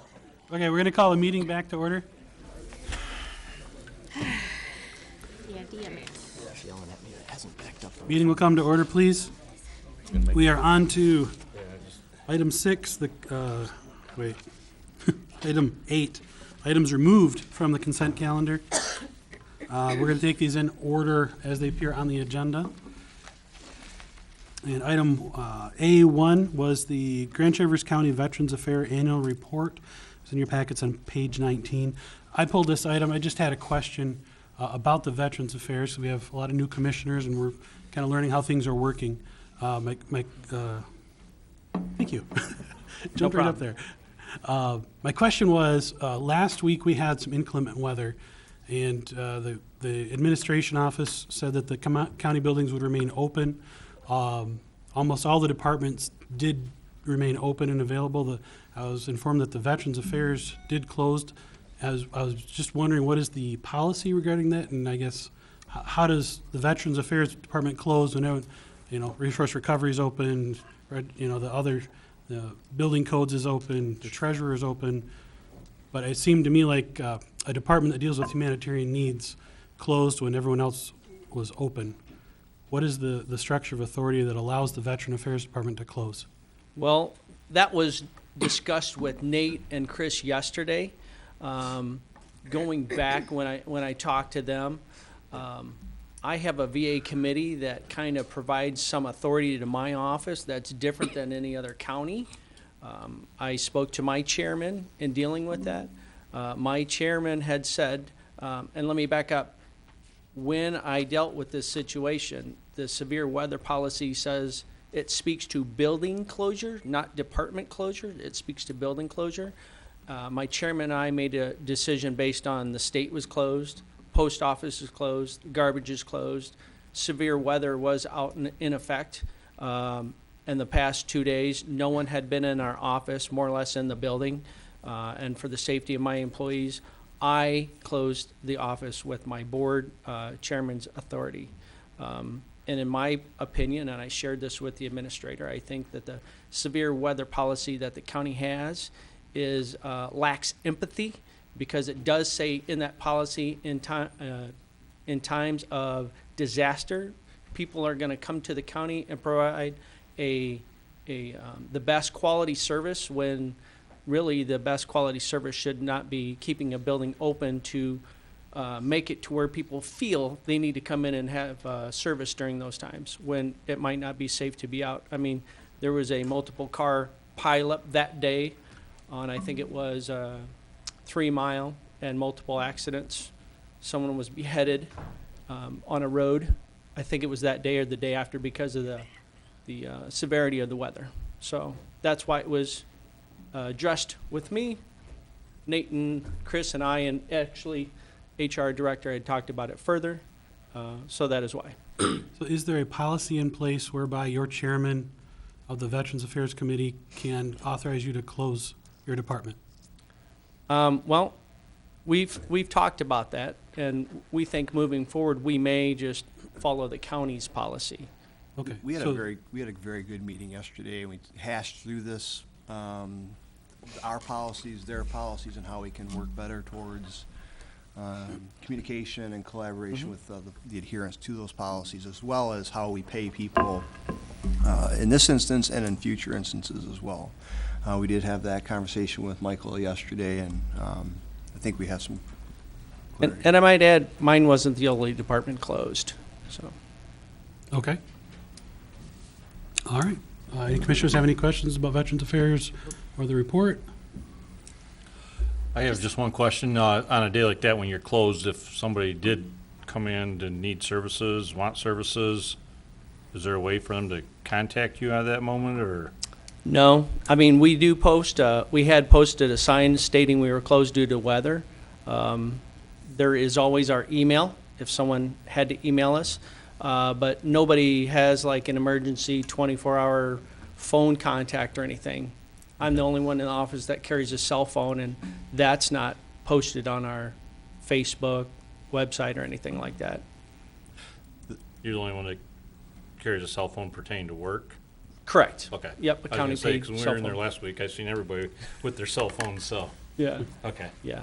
No, I was just wondering if there was a way for somebody to get hold of you if they needed services when you're closed. Sure, and I can tell you that, I don't want to tell you most of our services aren't an emergent situation, because there's times we deal with veterans and their dependents that need financial assistance, that they could use, you know, a bill paid or a car fixed. That may be emergent for them, but it may not be an emergent situation like what we're discussing right now. If I can clarify, Commissioner Jewett, we do have, our policy does dictate how we notify the public. In the policy, we are supposed to do certain notifications, Right. including news outlets and whatnot. But this has not occurred, to my knowledge, since early 1980s, that the chairman of the board has declared a building closure. So it is rather unique that something like this would happen. And we just, Mr. Henschel and I did speak throughout the course of the week. We considered several factors, and the determination was to not close the buildings. We've had that discussion over the years. I believe Roger Garner was board chairman the last time the Board of Commissioners was, or the county facilities was closed, and that's been a while. The closure of the buildings causes several issues that you have to deal with, and the complexity of the county with elected officials and other like Veterans Affairs. They have a different committee that he has to answer to. It offers complexity. So. Okay. Any other questions? Okay, do we have a motion to receive and file the Veterans Affairs Annual Report? So moved. Support. Moved by Kafia, seconded by Klaus. All in favor, say aye. Aye. Any opposed? Motion carries. Thank you very much. You're welcome. Thank you. Item A3, Department of Health Department Services Board Pavilions Minutes, 12/28/18. This is another one that I had pulled. I just had a question, possibly for our legal counsel, is I had a question brought to me by a citizen about how the pavilions and the DHHS board works, and we have appointed Gordy LaPointe as our commissioner to that board. The question was about closed sessions. He would be a non-voting member of that board, in my understanding. Would he go in closed sessions with the DHHS board? My understanding is that if he is a board member, even though he is a non-voting, a board member, he cannot be excluded from Okay, closed session. okay. All right, well, that was the only question I had. I don't know if it's been done in the past or if there's any other, I guess, Corey, shoot me an email if there's something different, I guess, because that was the question brought to me. So, any other commissioners have any questions on that? Okay. Do we have a motion to receive and file the DHHS Board Pavilions Minutes of 12/28/18? So moved. Moved by Klaus. Support. Supported by Wheelock. Okay. Oh, was it? Just throwing your voice over there. Close. I'm gonna say no. Any discussion? All in favor, say aye. Aye. Aye. Any opposed? Motion carries. We're on item 5A, correspondence from Shlomo Homnick regarding pavilions, page 38 in your packets. This was pulled by Commissioner Klaus. I'll let you take the floor. And the reason I pulled it was that Shlomo did indicate that he had spoken with me regarding the pavilions, and I just want to let you know that my conversation with him was, when he called me, I didn't reach out to him, was that he would need to contact the administration office and have conversation with them, which is apparently what he had done. Mr. Henschel, may I add a couple comments? That is correct. That is exactly how that conversation occurred. Early spring of last year, Mr. Homnick reached out to us. We did not reach out to him. We were the interim management team at the time. We answered several of his questions, and because of some of the questions that he posed to us, we went and did some research on this topic. The research had already been done. We have opinions from Al Schneider and Mr. Forsyth as well, previous to this administration, that says that the pavilions cannot be sold until 2030. We explained that to Mr. Homnick back then. That position has not changed. Mr. Homnick reached out to us again early this year, said, I heard you have a new board, and I'd like to introduce myself to this board as well. So in the interest of transparency, we put this forward to this board, not for deliberation necessarily, but just for your information, because there was a lot of concern and discussion about this previously. We have told Mr. Homnick repeatedly that it is the position of this administration that the pavilions are not for sale. The Board of Commissioners actually resolved that effect in, I think, in 2017, and has not changed the course of direction. So he is aware of that. We still believe to this point that until the bonds are taken care of in 2030, the pavilions are not for sale. Okay. Mr. Chairman, I'm just curious if it would be appropriate for us to have an agenda item once again for this board to publicly reaffirm that the Grand Traverse Pavilions is not for sale. You know, every time this comes out, whether it's a little newspaper article or anything else, there are people from patients at the pavilions to family members to citizens in the community that send us all emails or call us or stop by my office, and they're all concerned about the pavilions. I guess what I'd like to do is, once and for all, you know, at least for the next 12 years or whatever it is, maybe we simply put on an agenda to have a board resolution that the Grand Traverse Pavilions is not for sale, at least through the completion of the bonds, which are scheduled in 2030. You know, that takes it right off the table for a long time. You know, it seems we have this discussion about every 6 to 8 months, you know, that somebody comes up with the idea, well, you know, we could sell the pavilions, or, you know, or somebody heard that we were going to sell the pavilions. So I guess what I'd like to do is ask that we have an agenda item on a future meeting and just simply reaffirm that the Grand Traverse County Pavilions is not for sale and will not be for sale at least through 2030. Okay. Anybody have a problem with that? No? Nate, can you see that we put that on the agenda, or would that be appropriate, or?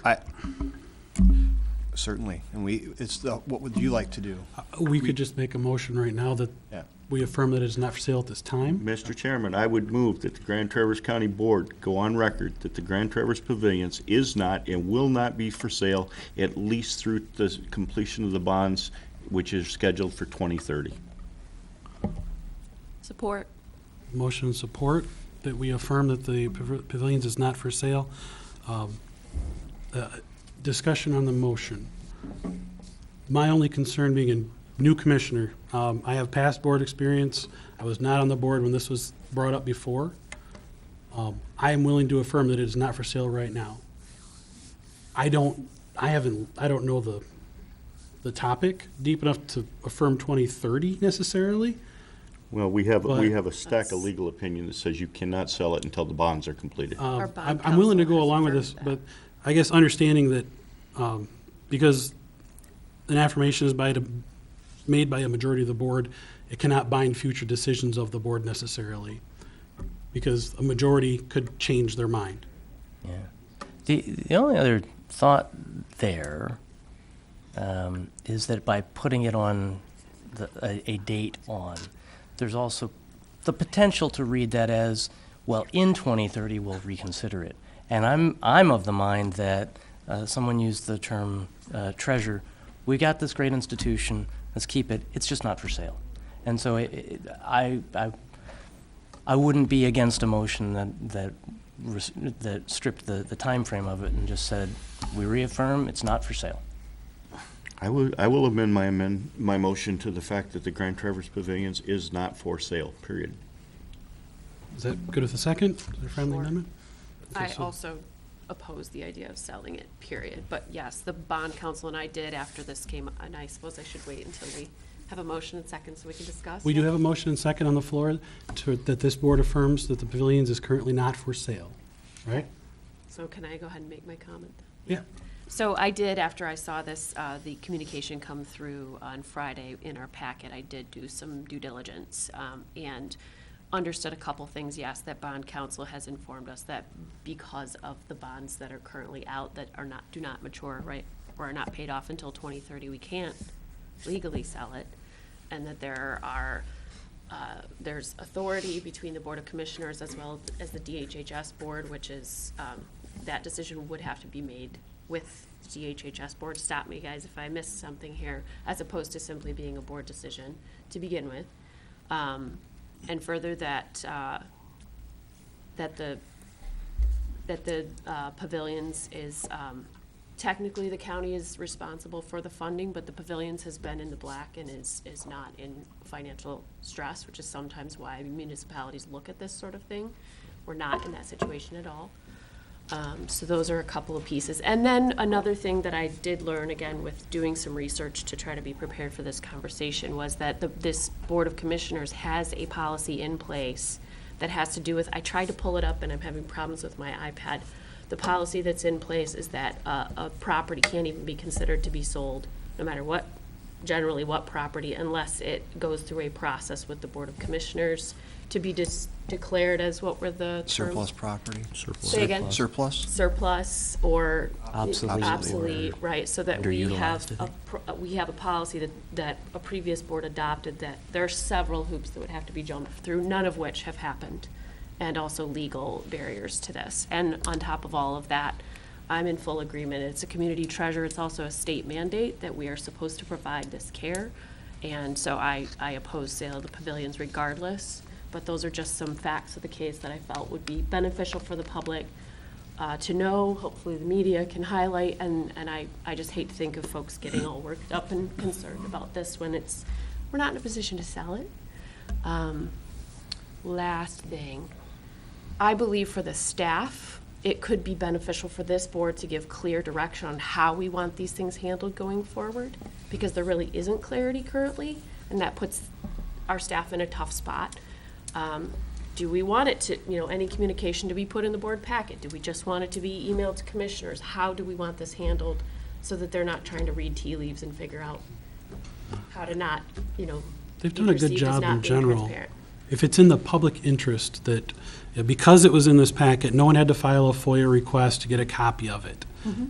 And that's kind of been the general rule of thumb, is if they think it might be in the public interest to have access to this without having to ask for it. But it's still a judgment call. It is. And it's, obviously, this is a hot topic, and in the past, it's been, pretty controversially handled, right?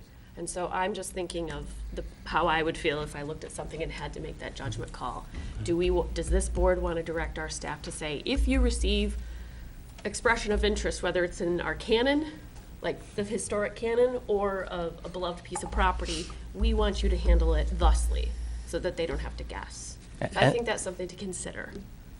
That, I would say, even if thusly is exactly as it was handled here, because I don't think that this was bad. I think Right. if you got a contact and you said, talk to the administration put it on the thing, that seems to me a legit fine policy.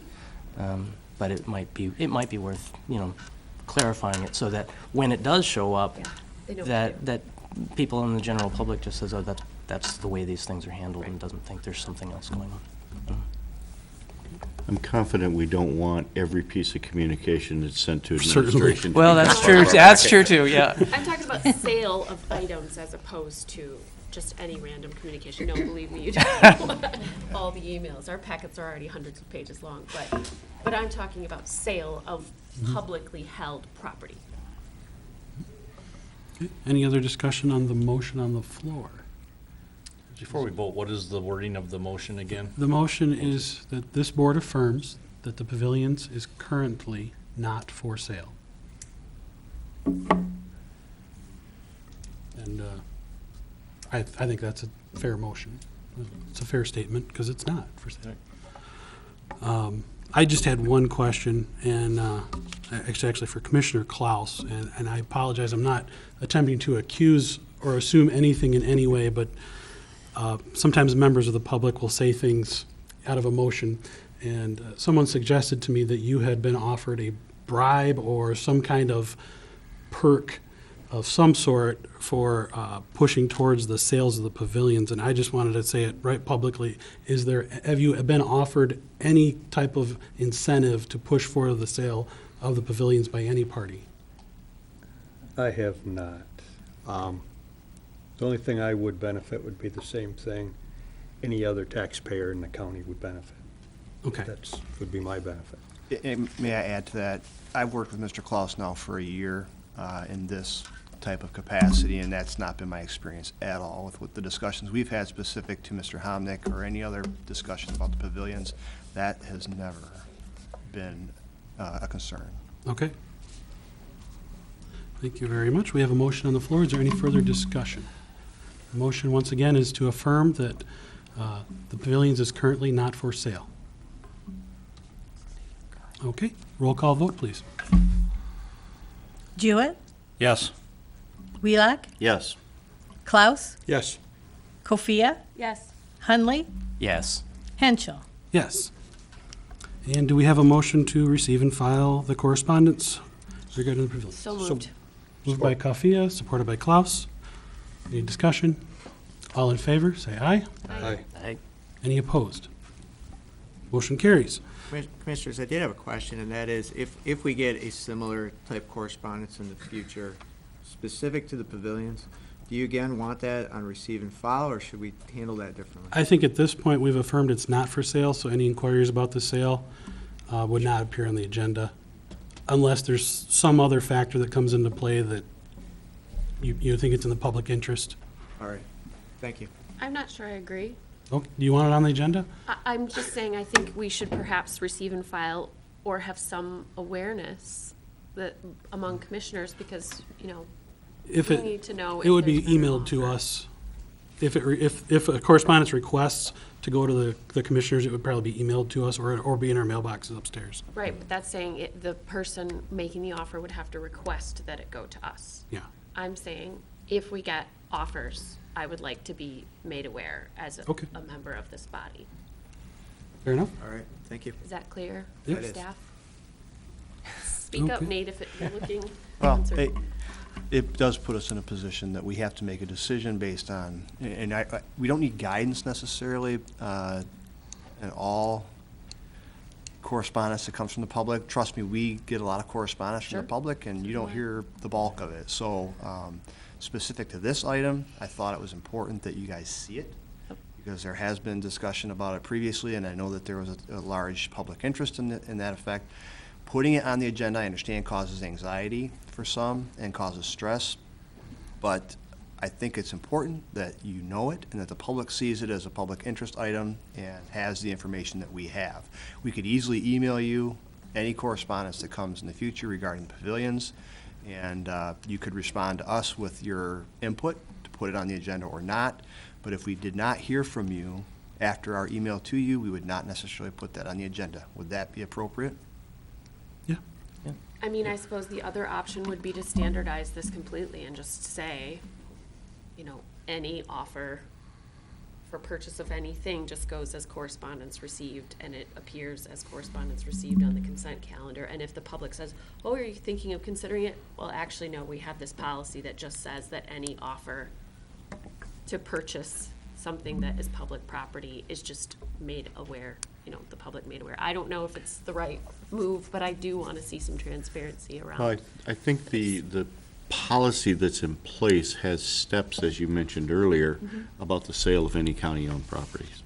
So, you know, unless it advances through that policy, I'm not sure why it would be on our agenda on a regular basis. Except that I didn't know about that policy until I went and did research, and the public doesn't either. So oftentimes, people aren't, you know, it's not an encyclopedic knowledge of all of our whys and wherefores. So I could go either way. I just think that having clarity for staff, transparency to the public, that is the goal here.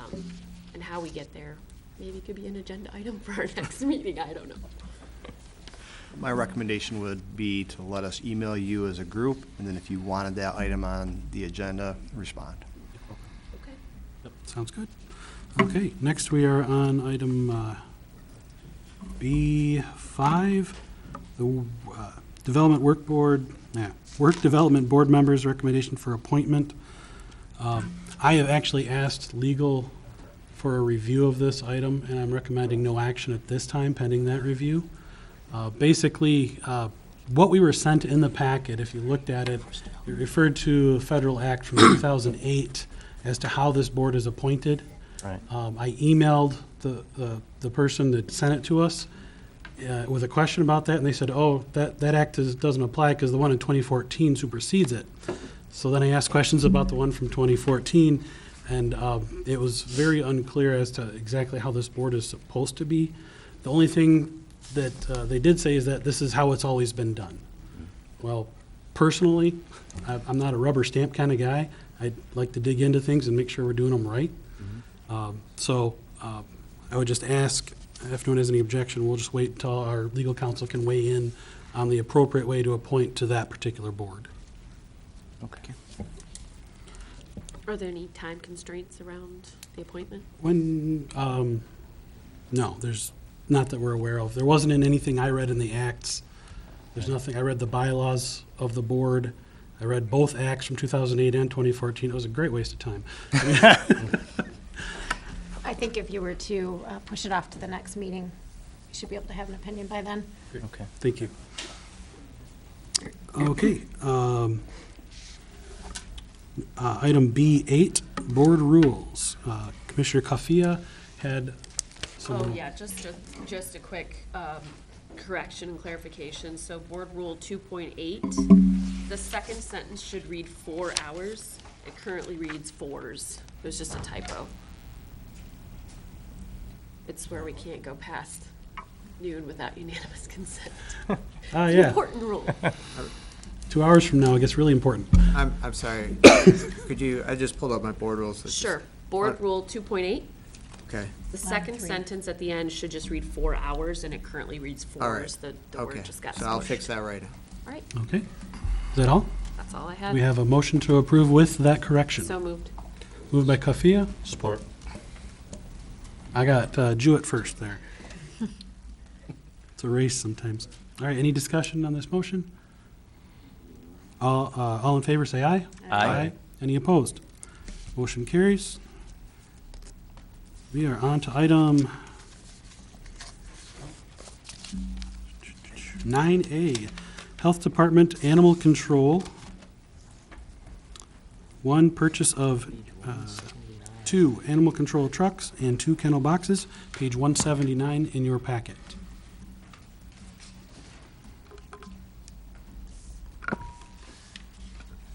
Good morning. Go ahead and introduce yourselves for yes. those that don't know you. Yeah, Dan Thoreau, Environmental Health Director, Health Department. Jaden Kroll, the Animal Control Supervisor. Okay. We're here this morning to ask for approval for the purchase of 2 Dodge Ram 1500 animal control trucks from Bill Marsh Dodge and 2 Michiana Millworks kennel boxes. Initially, we budgeted to purchase 1 truck in 2019 to continue replacing our aging fleet. However, the older trucks are frequently require major repairs to stay in service and really operate safely. The cost to maintain these vehicles over the past 3 years was $5,277. And there was about $1,700 in additional repairs that are needed this year, such as brakes, tires, shocks. Not to mention lost productivity due to officers out of service when the vehicles are in the shop for repairs, which sometimes can take days, if not a week. So, and currently the anticipated value of each of these trucks is about $2,000 based on the sale of a previous similar truck in 2018. In addition, since we submitted the board action request last week, the 2006 Colorado that we currently have in our fleet lost its power steering and is out of service right now. And actually on Monday, we found out that it was going to cost approximately $1,260 to repair that. And during the process of that inspection, it was found that it has a cracked exhaust manifold, which is also something that has to be fixed. It's a safety concern. possibly exhaust fumes going into the cab and whatnot. So, really, we believe the use of program funds would be better to purchase these new trucks versus continuing to put money into these old trucks that are in disrepair. And really, we think that we're getting a really good price on these vehicles. The cost of each truck is $22,405, and the cost of each kennel box is $6,450 for a total of $57,710 for both vehicles. We are not asking for any new funds to be appropriated for this purchase. One of the trucks, like I said, was included in the 2019 budget, and the funding for the second truck is coming from unspent funds from 2018. The unspent funds are due to salary savings, license fees, dog boarding fees. And really, I'd like to just also state that the new trucks are much more efficient. They have better fuel economy, believe it or not, than the small Colorados. We're only running about 10 miles per gallon on those. And the new trucks are averages 19 miles per gallon between city and highway driving. With the boxes put on them, though? Well, Yeah, they might be a little bit less, but yeah. So there's also improved safety features such as having a backup camera, which the current trucks don't have, which I really feel is really an important safety item, just from the standpoint of having those big boxes and being able to see when they're backing up. So we just ask that you approve this purchase so we can offer effective, efficient service to the public through this program. Okay. Any questions? Mr. Chairman, I would move to authorize the purchase of two 2019 Ram 1500 quad cabs from Bill Marsh and two kennel boxes from Michiano Millworks. We have a motion to approve. Do we have a second? I'll support. Supported by Hundley. Commissioner Wheelock. Dean, you can verify that there are funds available in the account to do this without having to restrict services that the people have asked for, correct? Yes, we have animal control is set up as a separate fund. It does have a fund balance, and as Dan indicated, the fund balance will be increased when we close 2018 because they did not expend all of their personnel and contractual service costs. But yes, the fund would not be negatively impacted by the purchase of the second vehicle. Thank you. How many trucks total are in the fleet? Is it just these two, and we're replacing both, or? We replaced one in 2018. There was the program was funded for 3 officers, including Jamie, who's a supervisor, but is also out on the road. So we have 3 people working in animal control, and so these are the 2 older trucks that we continued to operate, which we're planning to really replace over time, 1 per year. But it's just getting to the point where just throwing good money at a bad situation with these vehicles and just the cost of the repairs and.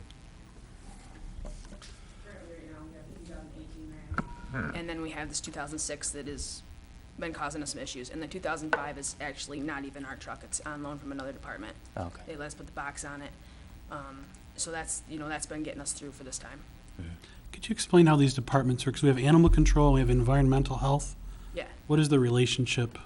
We're overseen by environmental health. Okay. So I'm the supervisor, but Dan is above us. Okay, so you're the supervisor of animal control, and we have 2 other animal control officers. Yep, we have 2 regular road officers. Okay, and we currently have 3 trucks, 2 of which are old and you're asking us to replace. The other one was replaced last year? Yes, it came into service November of 2018. Okay. And are the kennels at all? I mean, I imagine they kind of have to fit nicely into the bed of the truck. So can you keep the bed and not keep the truck? I mean, keep the kennel but not keep the truck, kind of thing, or no? You can modify it. Michiana Millworks does build these directly into the trucks. Okay. But you can modify it a little bit to make it work. The kennel box on the 2018 is completely enclosed with a floor and everything like that, so it can be a little cleaner for the animals. It also has capacity for 4, which the older trucks, 1 large dog, Oh, okay, 2 if you're having a good day and they like each other. right. Okay. Commissioner Jewett. Why the need to go to a full-size four-door truck? I mean, you talked about efficiency, but, I mean, the smaller size trucks are even more efficient yet. You know, I mean, are you carrying multiple people with you, or what, why do you need a four-door, quad cab truck? Well, there is times that we will take multiple officers out on the call. There, with the hoarding case out in Voice Road, we had a lot of extra hands on deck with that. Just the capacity for equipment and for the extra animals, because if I fill up the truck that I'm driving right now with 4 animals, my equipment's gonna have to go into the cab. Well, right here, it says that these new trucks will provide capacity for at least 4 animals, or 4 dogs. I mean, that's no different than the trucks now. If you look at the picture of the trucks here, there's 4 doors on there for dogs. The 2 kennels up on the little trucks are smaller cat kennels. You're not gonna fit a dog over 20 pounds. And how many animals do you haul a week? It just depends. We responded to over 791 complaints just last year that were animal related. During the summer, we'll bring in Cherry Festival. I was going back and forth. I brought in 3 animals within an hour of the air show. So if I was able to stay down there a little bit longer, I'd be able to get those guys all back to the shelter without having to just shuttle back and forth. Well, during the summer, you won't be able to stay down there too long with it being 95 degrees out and throwing animals in there, correct? Yeah, I wouldn't be able to sit down there too long, but the boxes are vented with fans in them as well. They don't have full air conditioning, but they've got a fan system in there. So you're blowing 95-degree air across them then while you're waiting.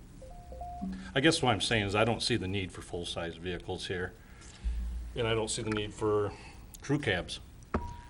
I will say that believe it or not, this vehicle at that price is less, because we looked at the same thing, like the midsize, say like another Colorado, and it's actually less expensive, the full-size Dodge is, for whatever reason. Then when you get back to the safety feature for backup cameras, I mean, we have mirrors on the sides, don't we, to look around the boxes? I mean, We we're do. not, what are we backing in tight to that we really need to have a backup camera on there? Well, backup cameras are standard now on all new vehicles, but it is we've just noticed with the new vehicle that we have, it is a very nice safety feature. Just, you're responding in town and in the city, out in the country. I mean, various locations, could be a busy parking lot, just more or less for the safety of other people around the vehicle. I just really think it's a good idea to. How many to have days a that. week do some of these vehicles actually sit there and go nowhere? We have officers on 6 days a week. So and then the officers we also have an after-hours call policy for 24-hour service, so if the sheriff's department needs us, they can call us. So 2 officers do generally take the trucks home when we actually have all the trucks running. Right now, that's not gonna be happening because we're down 1 truck. So there's not a day during the week besides that 7th day that they're sitting at some point? No, not usually, unless we're in the office, but they're always ready to go into service. Okay. I mean, I'll be right up front and honest, I'd be inclined to vote no on both of them right now, just because I've not seen even a list of what we own, what sits where. For putting money into a vehicle here, when we look down here at your repairs and everything, I mean, $1,800 here or something like that, that's not too bad for a 9-year-old vehicle, to keep something on the road and everything, but, I mean, if I look at this here, it says, repairs still needed, thermostat, brakes. I mean, I'm actually shocked to see that's on here, saying that we still need them repairs, because if it's a thermostat issue, that's probably why you got a cracked exhaust manifold or whatever you said there. Brakes. I mean, I can't believe you'd be driving it, waiting it for repairs, So I just think until we see, what we actually have and everything, I'd be inclined to vote no on this.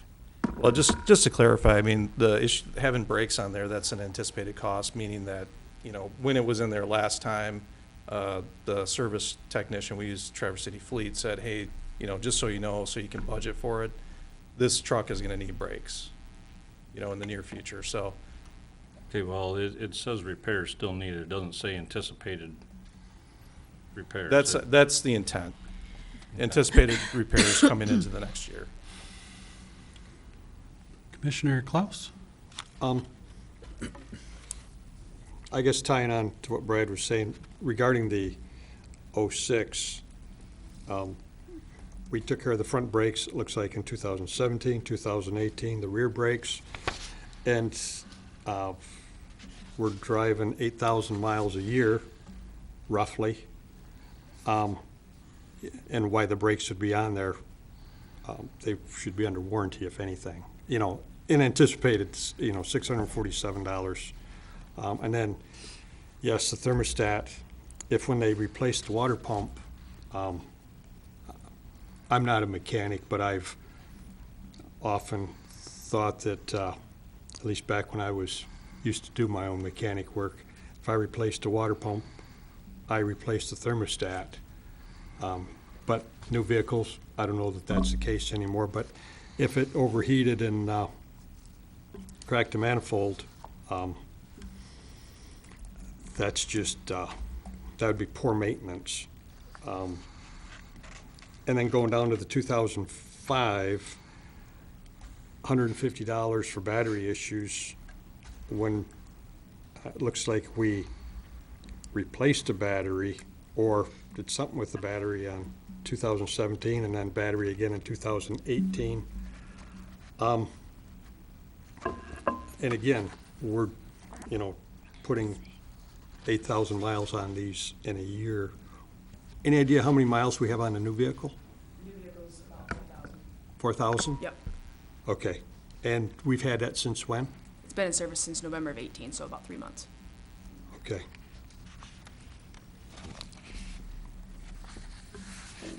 Any other commissioners have a question or comment? I'm sorry, did you say how much you think, there was a mention of selling the old trucks and that proceeds would go toward the animal control? Do you have any idea what you might be able to get for them? Well, we know that we had a similar truck that was sold this year, and it was sold at auction, and it got $2,000, so not a whole lot. With the sale, if we sell them with the old kennel boxes on them, maybe we get a little bit more. But this one currently that is out of service, if we do, you know, replace it, you know, we would likely just sell it as is. You may in fact get more out of them by selling the kennel boxes separately than the truck. How often do we have more than one truck going to pick up a dog on a call? Fairly regularly. Yeah, because usually we'll have at least 2 officers going in different directions. Obviously more so in the summer. The winter is a little bit slower, but usually we'll have different calls going in, and not every call is going to require a pickup, but you just never know when you get out there. How often do we have 3 trucks on a call? On the same call, not very often. On the same day, at the same time, on different calls? In the summer, we will. We will have 3 trucks going in different directions, especially with your hot dog and car calls and stuff like that at your department stores and stuff like that. Okay. Who's, it's the 2000, is it 2005 that's on loan from another department? Yes. What department's that from? It's from Environmental Health. Okay. I guess kind of the budgetary concern is, why did we budget for 1 and now we're trying to buy 2? I can answer that. I mean, really, the reason we want to buy 2 is because we are continuing to put money into these vehicles. And, I mean, if you look at it as a percentage of what they're worth, when you're putting 40% of its value into it to keep it on the road, I'm looking at it from just a responsible way to spend the taxpayers' dollars. You know, is that a really good way to do it? And, you know, my opinion is it is not. Okay. My other concern is this idea of rollover funds from the previous year. You know, the sheriff came to us wanting an interdiction team using funds from last year that didn't get used up. But it wasn't in the budget, so in December, the board said no, or they didn't pass it anyways. You know, do we want to set this precedent of, if you didn't use it last year, okay, you get it this year? that concerns me. Do we want to invite our department heads, if they had a surplus in previous year, to come to us with, oh, we want to spend it for this?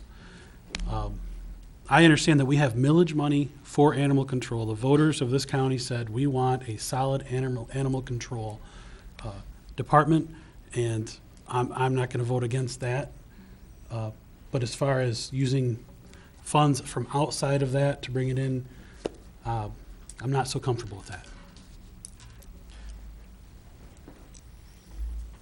Any other discussion? I think we should note that because of the fact that this is a millage-funded department, it is an enterprise fund.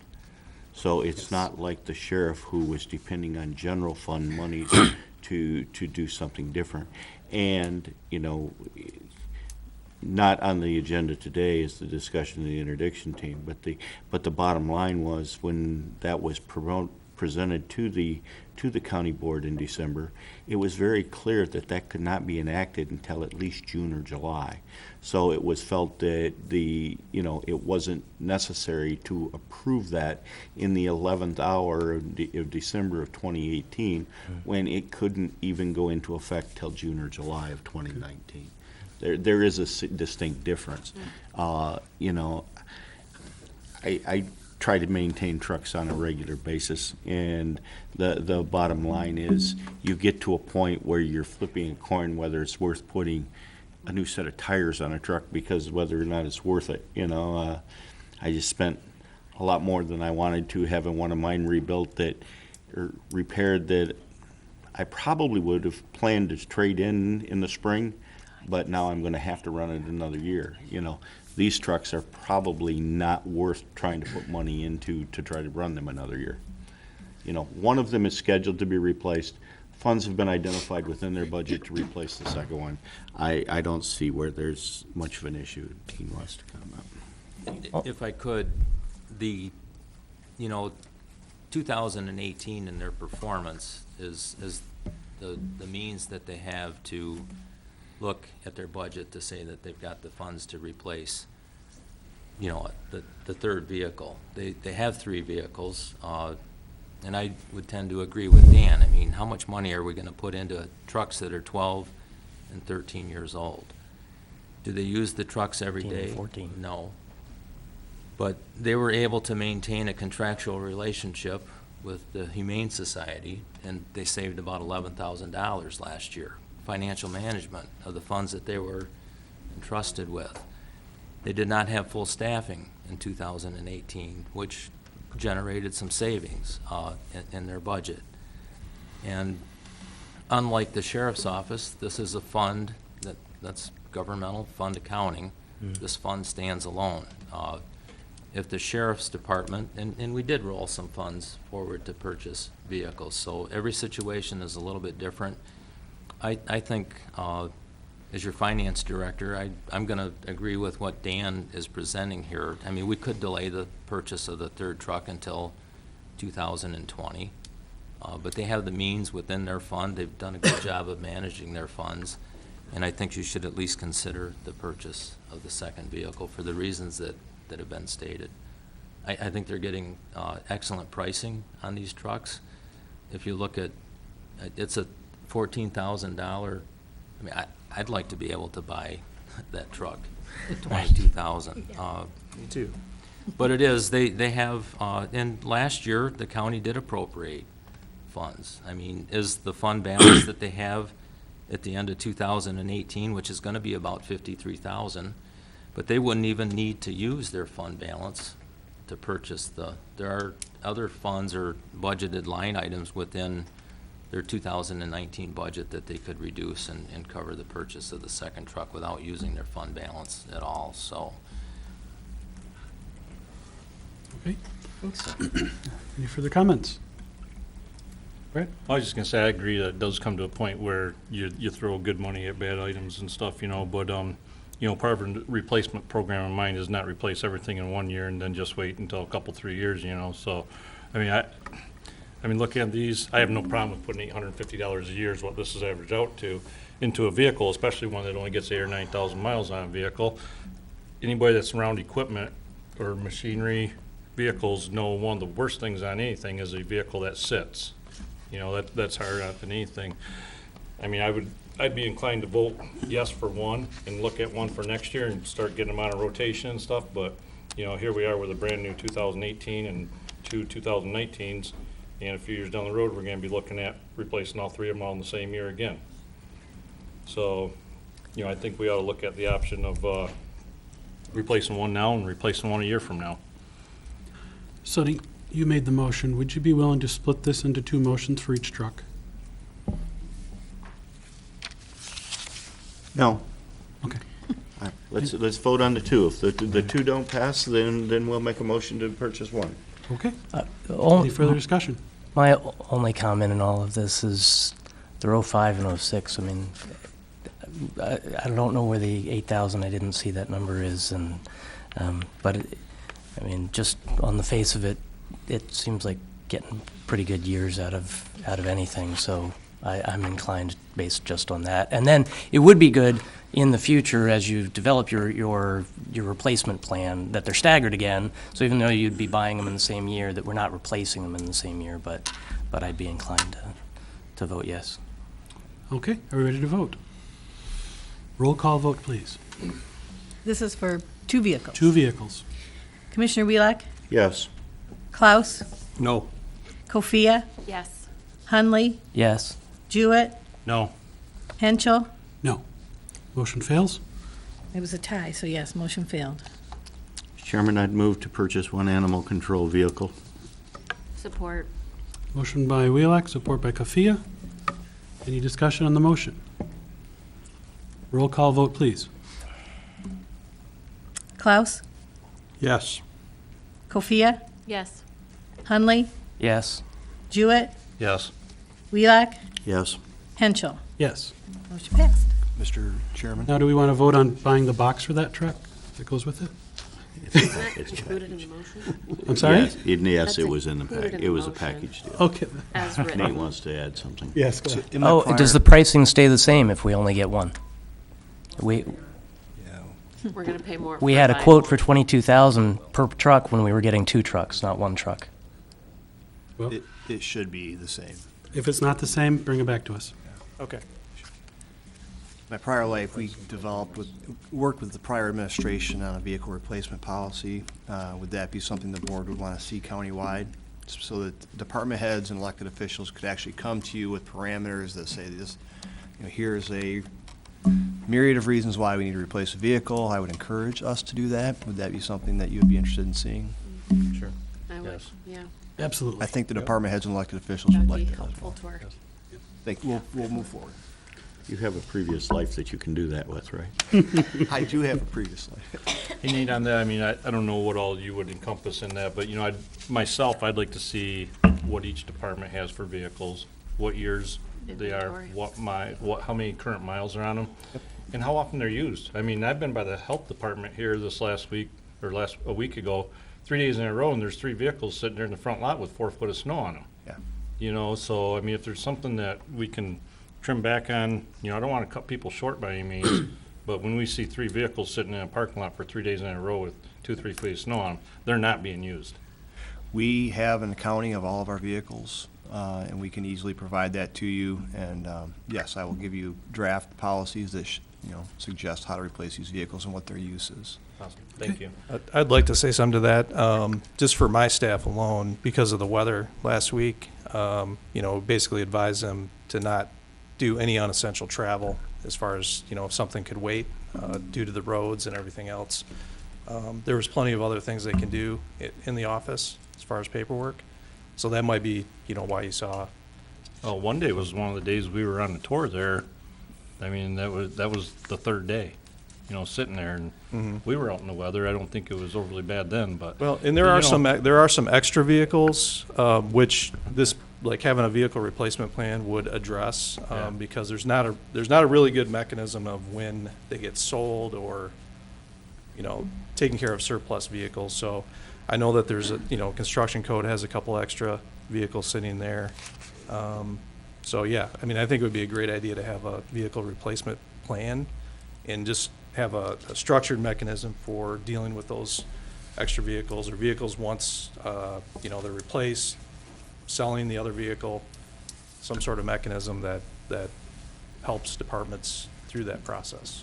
Speaking of that too, I was just wondering, and I've not been in the back parking lot over there, but is there room to be parking those vehicles that aren't used so we can free up them parking spaces for the public in the front there? They're all supposed to be parked in the back. Oh, these three were right in the front there that I'd seen. In the front near the front door? The front parking lot there, yeah. Oh, you're talking about the back parking lot at the health department? Yes. Oh, okay. Yeah. That is the employee parking lot, and that is really pretty full. Okay. So it's Like not. I said, I've not been back there, but I just think it kind of looks bad when we got 3 county vehicles sitting there covered in snow, taking up public parking spaces, you know? And then departments come to us trying to sell the need for a vehicle when the public Yeah, sees that we have vehicles sitting there buried in snow, Okay. so. I guess the Wendy Hirschenberger with the Health Department, I'd like to know what, you just keep talking about 3 vehicles or random vehicles. There's a lot of departments that use that building. So we don't have control over the veterans or, Public Works or Construction Code. They have the majority of the vehicles. So I guess I'm curious what specific vehicles you're talking about. If you're talking about snow piling up, Well, it I feels guess I like can you're, tell you it if they feels weren't like you're buried in trying to put snow. it on this situation. I don't think that's fair. So I guess I'd like to know more specifics. The Well, I tour, didn't the get off- tour came was off to 2 see weeks which ago. vehicles they were, you know. Wendy, when we say health But- department, we're talking about the location, not You're the talking about department, that whole right? campus. Yeah. I know, but The Lafreniere campus, how's that? right. The Frenier campus. So we're not the only department there. Yeah. All right. I think an inventory, a vehicle inventory, and, we've had this discussion many, many times for many, many years about trying to determine surplus vehicles, what to do with them, and we have departments, and the health department has a couple extras that they can rotate back and forth. The construction code has a little bit. The sheriff has a number of vehicles that aren't assigned every day. But, I think a good inventory and then some discussion about what to do with the surplus vehicles, if in fact we have surplus vehicles. But that's always another discussion about when do you determine it's surplus. But, we've been pretty proactive with replacing vehicles over the last few years. So we should be getting to a point that we have some that can be gotten rid of. Yeah, if we as department heads could get some guidance too on what you consider to be inactive. We try to manage our fleet pretty well, and we track every single mile by all the different departments. Some of our programs can purchase vehicles, some can't. So we also rotate from environmental health when we're able to purchase them through that grant, and then we pay mileage on the others. So we do try to manage it pretty well, but more guidance would be helpful, especially when coming for agenda items like this. Okay. I think, Wendy, we can give you more guidance, especially once we have a list from administration there, on what we have. Right now, I couldn't tell you if there's 3 vehicles sitting at Lafreniere campus or 23, because I've not seen the list of what we have. So once we have that, I think we could give better guidance. Okay. That will be a future agenda item. All right. We're going to move on to our next item on the agenda, 9B. Under Finance Department, this is the pollution liability insurance for the Boardman River Restoration Project.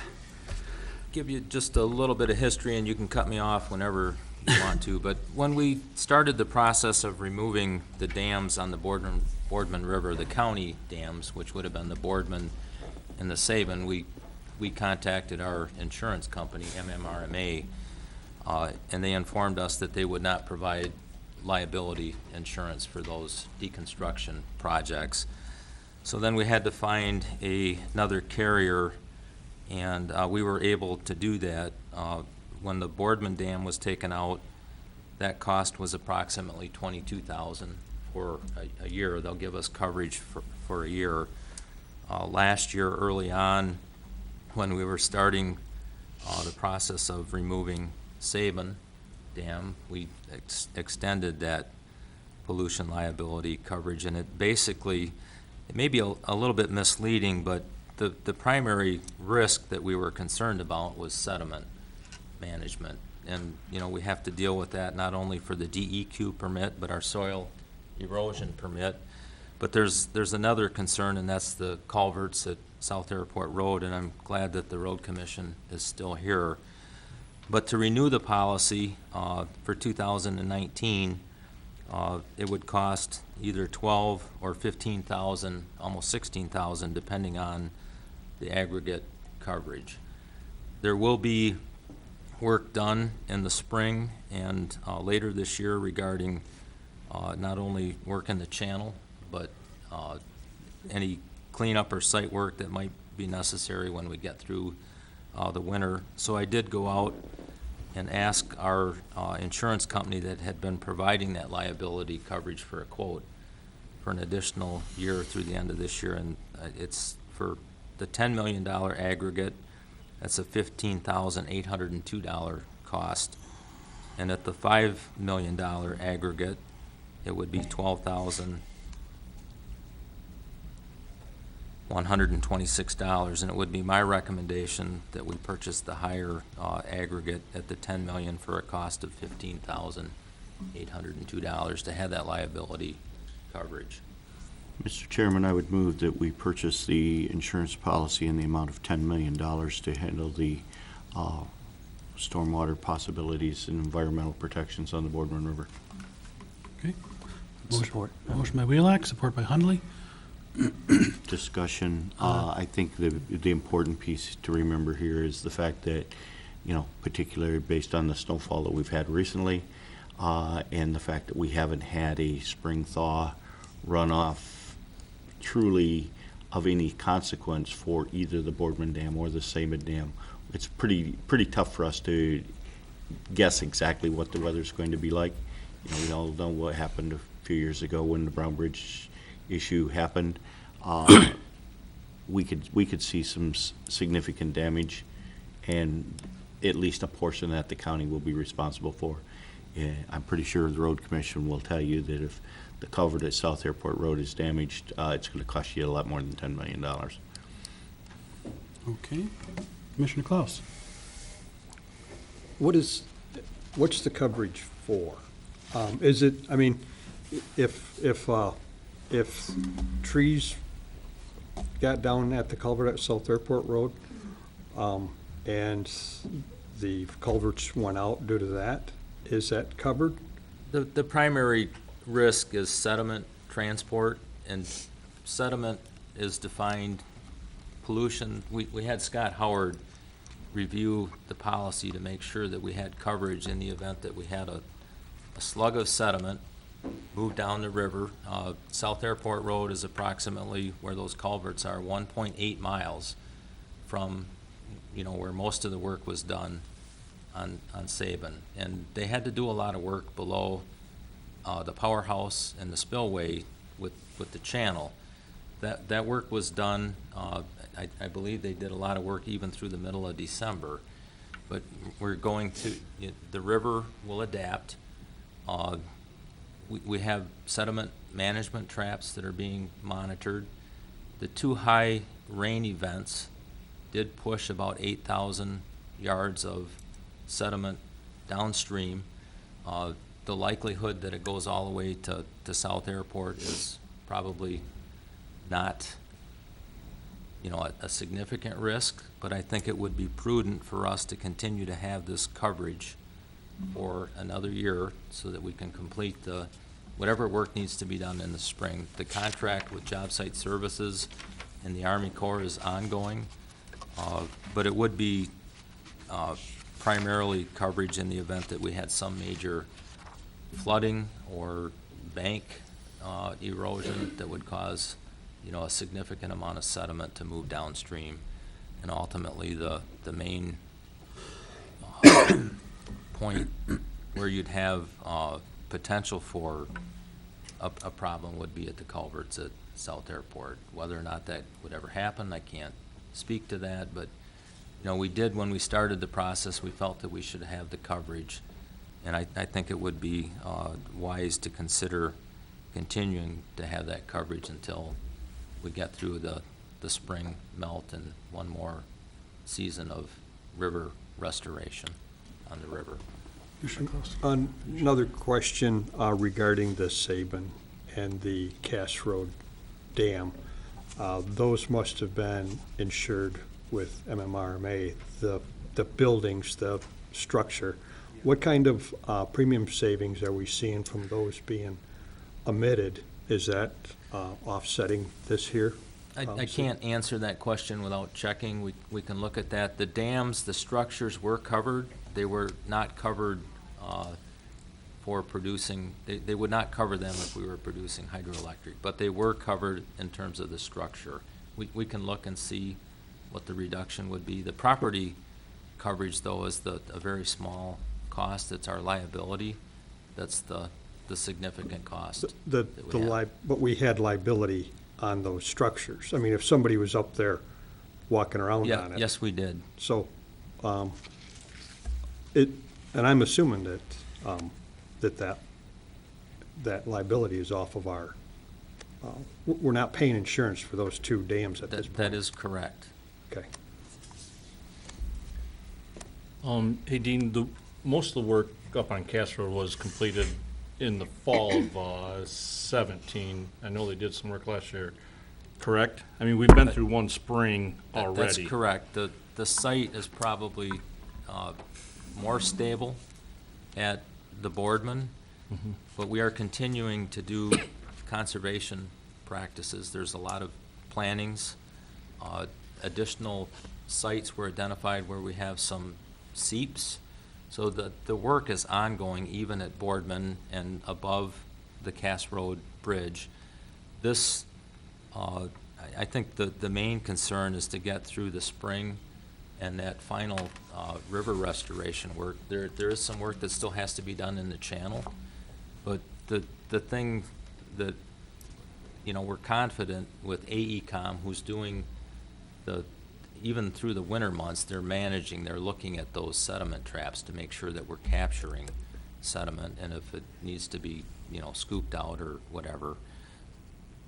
So how does this liability differ from the liability that the contractor would be carrying on that project?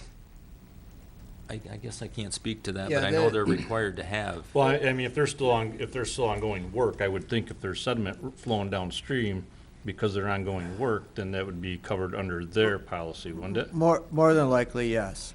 More than likely, you're right, that, but we don't know because it's not really our project, it's the Army Corps' project.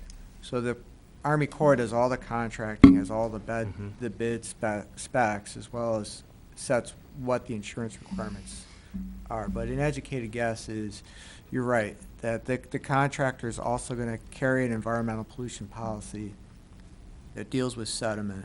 We just don't know that for sure, and that's one of the reasons why you have this extra layer of insurance, is so that if there is, and again, I'll say it's highly unlikely that sediment's that's gonna damage the South Airport crossing, based on the monitoring and based on the sediment traps that are in place. But, I don't know, nobody knows for sure. And so $15,000 for an additional layer of insurance is a good investment. Can we find out? Well, yeah, but that's the thing. I mean, I would hate to see it. We're paying for insurance for another liability insurance that's already going to be covered on the sediment pollution, I mean, I have no problem with us having it if we need it, but there may be no need to have dual coverage if the contractor is already covered with the work they have ongoing. So the question is, and we can ask these questions. We can ask the Army Corps. The question is the contractor named the road commission? Have they insured South Airport crossing? I think the answer to that may be no, and that's why you would need that extra layer. In general, yeah, they're going to have general liability insurance, they're going to have operations insurance, and they're going to have some type of environmental pollution insurance.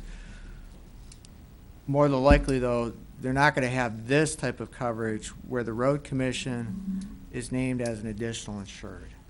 That is a key critical distinction here that we're naming the road commission as additional insured. So in case we are faced with that scenario of sediment moving down the river, plugging up the culverts, we can then file a claim with our carrier, and we'll have coverage. I guess I think with the likelihood of us having very little snowfall and plus you losing most of it this last year, I think in spring is yet to be determined on what we have. We could have heavy rains, we could still have heavy snow being it's only February. I have a problem with this insuring something that it may already possibly be insured by somebody else, so. Mr. Klaus? We currently, if I read it right, we currently do not have insurance right now because it lapsed the end of last year. That's correct. Correct. So the difference between having insurance tomorrow or 3 weeks from tomorrow, we could have information of, who does carry the insurance. I mean, what this actually does do for us, just to put our mind at ease. I mean, we've already gone 40 days without coverage on that. I don't see that being a problem for the, 30 more days when we're not going to be having any rainfalls.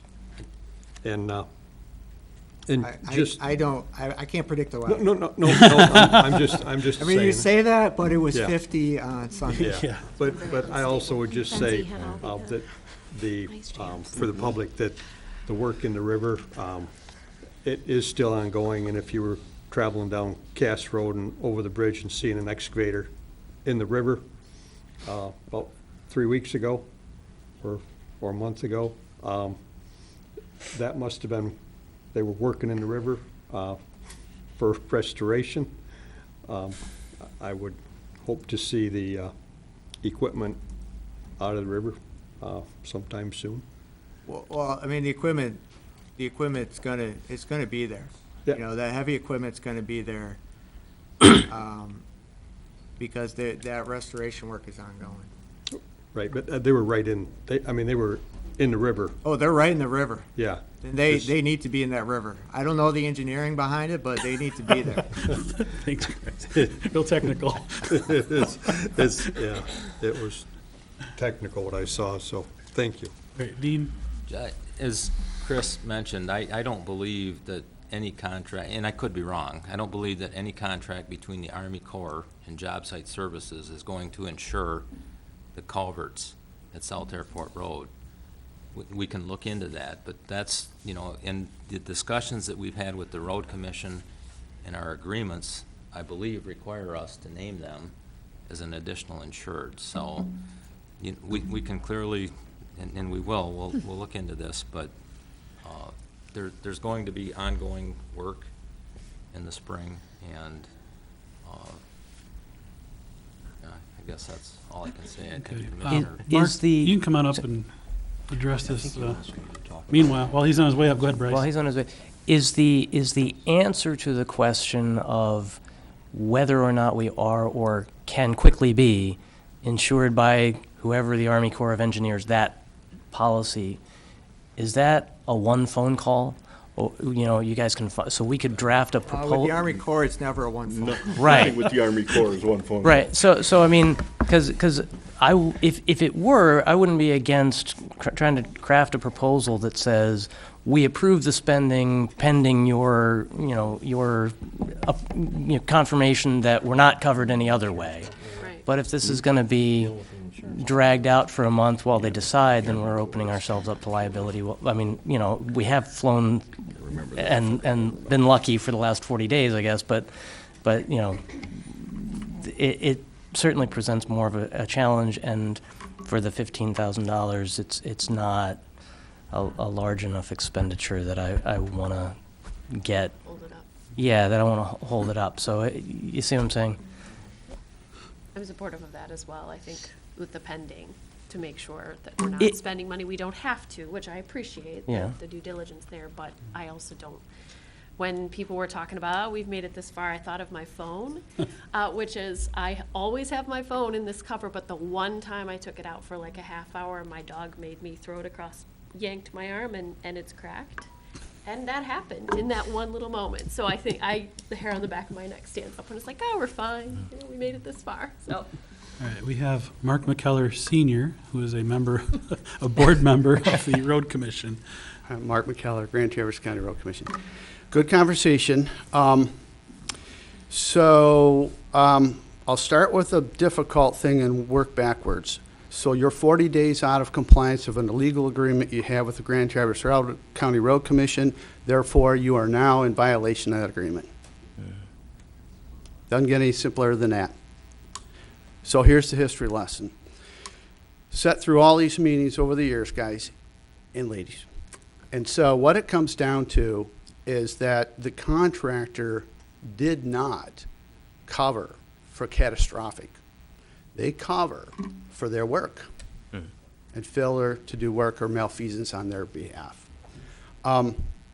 Chris has been involved in this from the very get-go on all these, and that's what he's trying to convey, is that, you know, you can ask the contractor, but we know right now, when we've had conversations with them through the implementation team, that they're only covering for their malfeasance. What the insurance coverage that the county has was the blanket that would cover for catastrophic due to potential weather event and it happens as an occurrence of disturbing the river and the change that occurred. And it specifically addresses the South Airport. We had a previous insurance policy with the board here that was very heavy duty. We had the board coming and going both directions. It was brought to our attention that you guys could get another form of policy, which was the one that you have now let lapse, which would cost you less, that would provide the same type of coverage. And so we amended the agreement to allow the previous policy to drop and the new policy to come in place, which was less expensive for the county. The County Road Commission's position is never to put the county, because we're part of the county. I mean, we're residents and we're taxpayers and everything. Never put the county in a financial position to, to buy something or have coverage that is excessive. But our position is to allow the county to be aware that there's liability there and exposure to that, and can you get coverage that names the road commission, which then relieves the county of the financial liability of a natural disaster out there, a catastrophic event. So as you argue over $15,000 tomorrow, you could be looking at a multi-million-dollar issue. And that's what we deal with all the time at the Road Commission. And there's been a lot of people that know the history of this, but the county board has been great about it, understanding, and Chris has been instrumental negotiating these terms with our legal representation over the years. So I'd hate for you to think that you could not have the policy, because that's not true, and now we'll end up in court. And I don't want to go there. None of us want to go there. That's not where we want to be. And I think that our board is receptive to the idea of not keeping this out there for years unattended, okay? Our idea is to get through the construction phase, which is, just a week and a half ago, they had the backhoe or the loader in there, and they're doing work. Once that starts settling in, I think, we got the presentation, and a number of the county folks were there about a week and a half ago, and it was kind of an eye-opener for everybody to see where they're at with a slug of silt that's going through and displacement of that. And I think everybody agrees that right now it's a sensitive area. There's a lot of brush and natural items placed into the river unnaturally, and it's bound down, and the idea is that we want it to stay there. But if we get a massive flood, you know, it may not. And then we're gonna have an environmental issue there. So we'd like to see the county protected from the liability. We would like to see the road commission protected from our asset, which is what we're now officially calling South Airport Road Dam, not bridge, because it's just two culverts. But that's why we did it in cooperation with the county. So the contractor didn't ever come up front and ever say that they were going to cover anything like that. And that's why we went through the two processes of the two insurance policies and why we're at the one today. And again, we're not going to hold the county's feet to the fire on that one forever. I think we need to revisit it in 18 months, and I think it'll be a different story. So anyways, does anybody have any questions? Yes, Commissioner. Mark, I appreciate that update there and stuff, but you talked about the lapse policy, but yeah, I guess I'm wondering, I've not seen this in our January packet.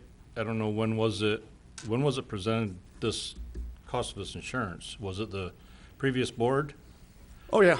Yeah, it's, I think, So- I mean, The previous board approved the policy a year and a half ago. I don't believe it came to us for a renewal. No. Well, I just wondering, I mean, you said there's an added cost now because the policy had lapsed and everything, but I'm just wondering why it's lapsed. And I don't think it's an There's added no cost, it's additional just the cost. renewal, It's just a correct? renewal premium. Right. Okay, well, you mentioned that it was more because it had lapsed and everything, so I was. Oh, no, I get where you're at, Commissioner, the confusion. There was a previous policy in place that was a little more pricey. Okay. And this body came to our body and said, can we renegotiate that? And it was renegotiated, and it was a different form of policy. It went from more of an umbrella policy to a pollution policy, and it covered all the aspects that we needed to have covered. Am I correct, Chris, is there was two policies? But that discussion was 16, 18 months ago. Yes, sir. It and that- wasn't in December. That was a long time ago. So, but No, it I'm did just- reduce my the only thing- cost, though, Commissioner Jewett, it did reduce the cost to the county renegotiating, because we're in good faith on that. So the policy that you guys are looking at today is a renewal, from our understanding, of the same pollution policy that was in place. Is that, yeah? Mark, how long? How long are we gonna have to carry this insurance? I'm not going to speak on behalf of the entire board. I anticipate that probably less than a couple of years, Nate. Seriously. I mean, you know, common sense dictates, why would we hold the county board's feet to the fire for, you know, frankly, the first policy was forever. It was. Absolutely. It was, I wasn't think- it, Senator? I think the difference is Yeah. this policy was designed to cover the catastrophic issues that could happen at South Airport Road through the construction phase or deconstruction phase, whatever you want, and then, you know, a period of time to make sure that the river was stable. Settle down. As soon as the river is stable, the policy will go away. But that's not what I just heard. What you said is catastrophic damage to South Airport due to the changes in the river. Yeah, so. That's different than pollution. Yeah, so, well, here's the thing. We question that too, Nate. Okay. And the term pollution is kind of a funny term in this policy, but when we broke it down and looked at the bullet points within it, according to our counsel, I'm working with Chris, the counsel at the time, it made sense to do it. It is, so the first policy was a large umbrella forever. Came back with the other ones as pollution, limited term. And that's where we're at. And so what I would, the ask would be is for the board to meet the tenets of the agreement we have, continue with the renewal of the policy you currently have, no changes. And then I think it's, what do you do, annual? Review it annually, but come to us earlier, come to us and say, hey, it's renewing in 30 days or whatever, and we'll get together and we'll discuss it. And we'll see, do we go one more year? Because then it'd be post-construction, we go 1 year to let the thing settle down. So it might be within a couple years, I would say, or less. So my question, Mark, that I asked before, does this policy cover a log jam? I know that logs are put in the river, and if they break loose and end up down at South Airport Road, that's pollution? That's my understanding. I will Well, comment on that, Let though, Chris- because I've talked to our engineers about that scenario. I have to understand that there are now bends in the river that didn't exist before. Right. And so if you take, hypothetically, what if there was a log jam before Sabin, right? That stretch of the river. It now has to travel 1.8 miles to reach South Airport Crossing. So think if you're in a canoe without a paddle, right? What's going to happen to you? You're going to hit the bends and you're going to get lodged in the bends. The same thing is going to happen here. According to our engineers, for the logs to reach South Airport Road, it's going to take 10 years for them to travel that distance. It's the main concern, according to our engineers, is the sediment, is the sand, and that the insurance covers that scenario. The scenario you bring up is just a very remote, highly unlikely thing. The only reason I bring up the log jam is that I was at the Sabin Dam a year ago, roughly, and they, Marty at the time, so it might have been longer than a year ago, but Marty at the time needed to contract with Elmer's to go down there and pull logs out of the dam, and that there was from the Cass Road Dam coming out. It was it was after the Cass Road removal. So there was logs coming down the river then, and that's why I asked the question. I mean, if they got the Sabin Dam, it's the same river, same scenario to get to South Airport Road. Yeah, it was a different contractor for Foreman Dam. I can also tell you that I may be wrong, but my memory is that was intentionally done. That Sabin Dam was acting as kind of like the catch the debris. Okay. And so those logs and the other debris going down were intentionally let go so it would be caught by Sabin.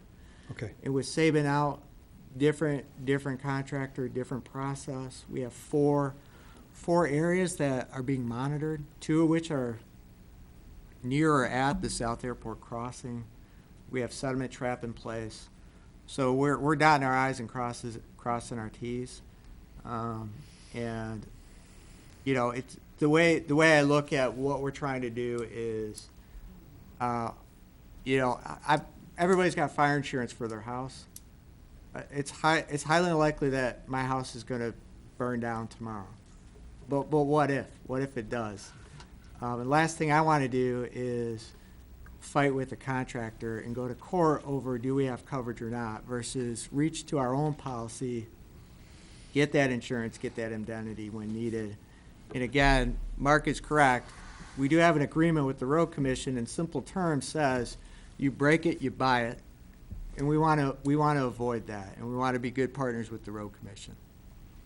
And Ron, directly, I agree with Chris in that we saw the presentation, it's unlikely we're gonna have woody debris jam down there. And just make it real clear, the Road Commission, although personally and severally, we agree with what, you know, we're concerned with what happens on the river, the course of the river. But the reality is, right there at South Airport Road, that asset, that piece of structure, that's what our 100% legal concern is, and beyond that, we don't. So that's why we're protecting our asset, the residents' asset of the county. And so we're comfortable with what's been going on up there. We got the presentation, you know. Sure. Thank you. I understand we're spending the proposal is to spend $15,000. Is that right? 15,802 on $10 million of insurance in case sand fills up the tubes that go under the road. Right? I would add Or and catastrophic Or event that a occurs. meteor Disappears. hits the road and causes the river I mean, we're talking really remote chance of something happening. It's really remote that my son would, while he's making scrambled eggs, catches my house on fire too. So yeah, you're right. We are talking about remote chances, but Always is. that's what it's always insurance there. That's how insurance companies stay in business. It's always for catastrophic. Well, Rob, just to give you an idea, the first policy covered, because we built the bridge, Castro Bridge, Robbins Bridge in the blind, in the dry, and then the river was gonna be routed, and nobody really absolutely knew what was gonna happen to that superstructure when the river went racing through there. So, that's it. Mark, understanding you can't speak for the board, is there an exit clause to this agreement we have of break it, you buy it? If we insure this for a period of time, would your board entertain? I'd have to defer to our council and have her look at it, and our chairman, and our management team. One of the things that, we spoke about a lot in the last week was the level of indemnification that's going to be required for this and the legal battles that will ensue if something goes wrong, if the agreement's violated. It's extensive. It's a lot more than $15,000. It would be a lot more. Yeah, what the fallout from Brown Bridge was that that litigation turned into, it was a standoff. It was all these different groups pointing guns at each other, saying, you pay for this. What the city, though, was able to do was avoid that standoff by getting their own policy so they could go out, hire their own attorney, instead of trying to get indemnity by working through all these other parties and all these other attorneys. And again, I agree with everything that's said, that this is remote, that we're monitoring the river sediment is not going to clog up South Airport Crossing. I'm confident of that, but I don't, who knows for sure. Mr. And Chairman? So 15,000 for this policy is a good deal. Yes. I call the question. Okay, we have a motion to call the question, which requires a vote, whether we're going to vote. Now. Does it call the question require a second? Okay, do we have a second on the motion? Sure, why not? Okay, Commissioner Wheelock has seconded. We will now vote as to whether we will end discussion. There's no discussion on this motion. Roll call vote, please. Kofia? Yes. Hunley? Yes. Jewett? Yes. Wheelock? Yes. Klaus? No. Henschel? Yes. Motion passed. Okay, we have no further discussion. We will now take a vote. The motion on the floor is to spend $15,802 on a $10 million insurance policy. Roll call vote, please. Hunley? Yes. Jewett? Yes. Wheelock? Yes. Klaus? Yes. Kofia? Yes. Henschel? Yes. Motion passes.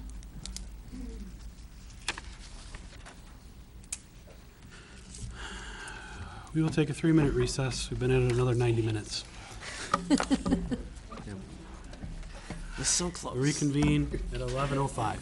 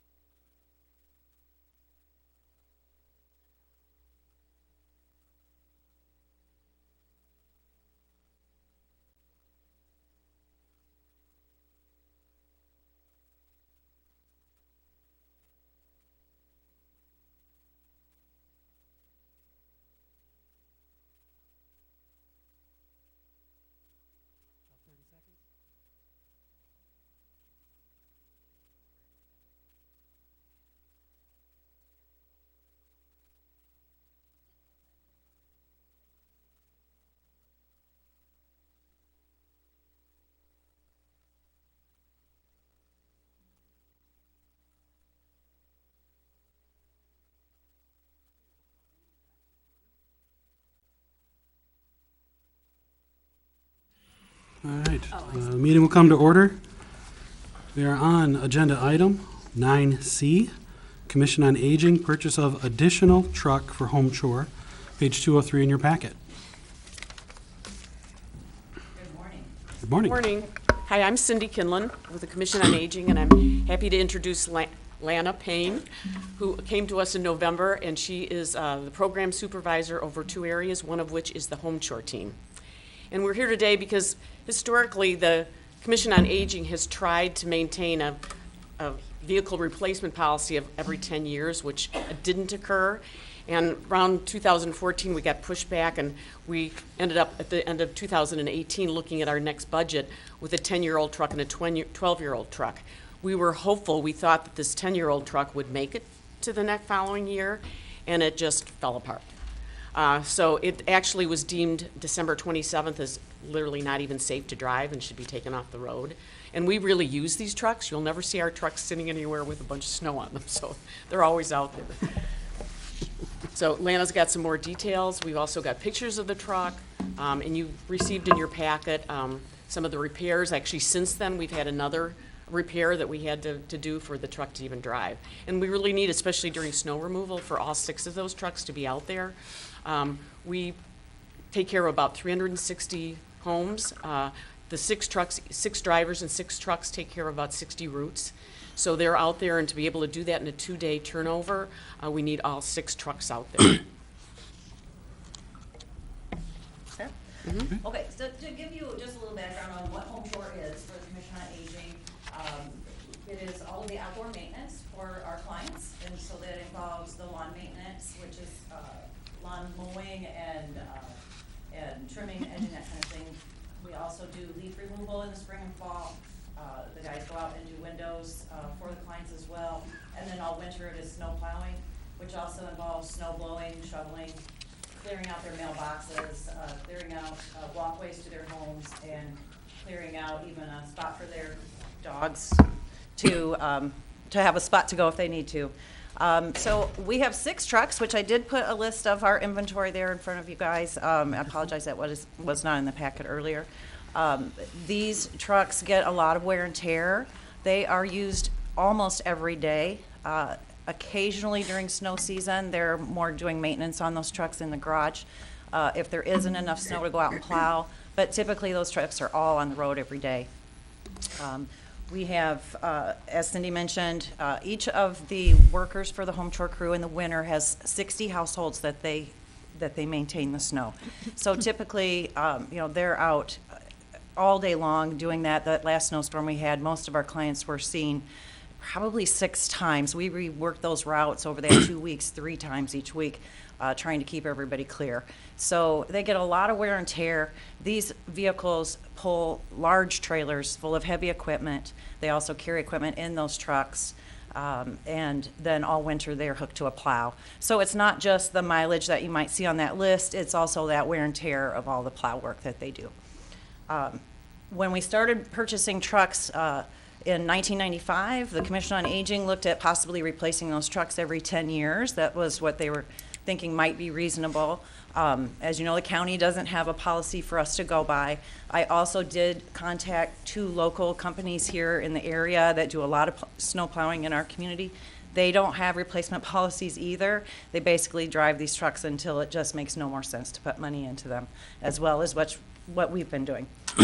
So in 2009, we replaced a 14-year-old truck. So again, we weren't really adhering to that 10-year policy. We were trying to get them through as far as we can.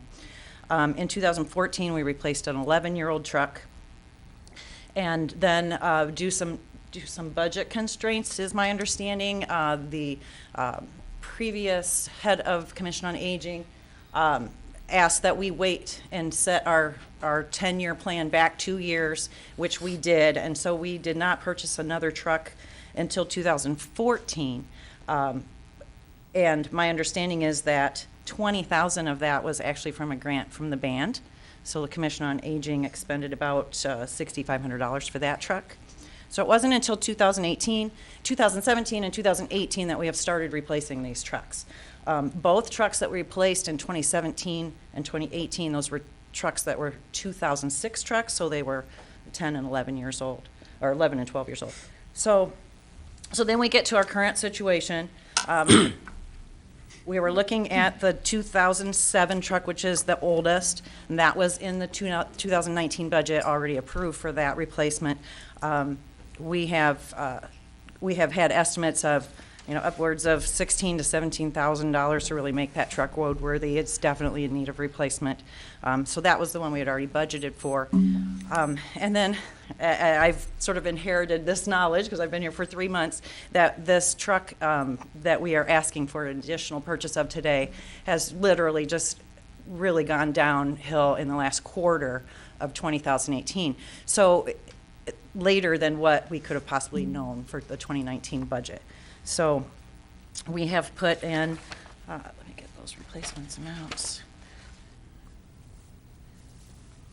So the total repairs just in the last year were $4,696 to this vehicle that we really feel we should replace. And the total repairs have been over $10,000 and fairly recently. So it just keeps happening. Even last week we had to do an additional repair of $386.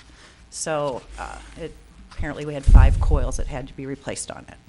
I do have photos of that truck, if that would be helpful, to show all of the rust, to show how it is built up with wood underneath it. The guys actually joke and call it the wooden truck, because it is really that bad. We have 2 estimates on the repairs of that. They're both came in at right around $14,000, and the third place would not give us an estimate because they did not think it was safe.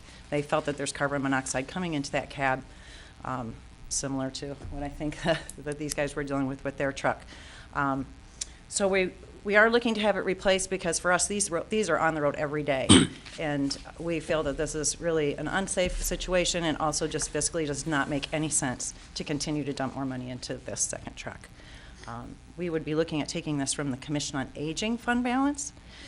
The last number we have, which I don't know, Dean, if it's totally current, but the 2018 number we had was that the fund balance for Commission on Aging is about $1.381 million. So we would be looking at an estimate of $36,000 for this truck.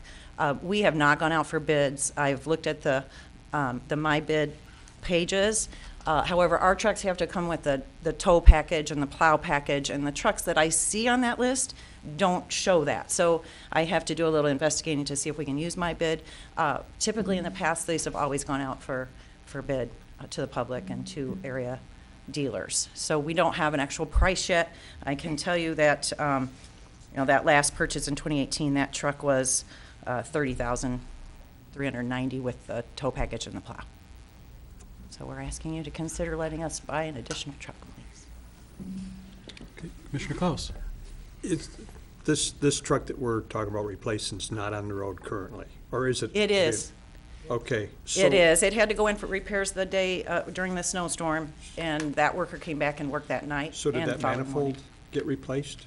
That crack in the manifold, They- did that get fixed? That I don't have a list of all the 'Cause it- repairs for sure. Well, it's, But because it 5 says on coils. here that, that would be reason for exhaust leak into a cab. Right, right.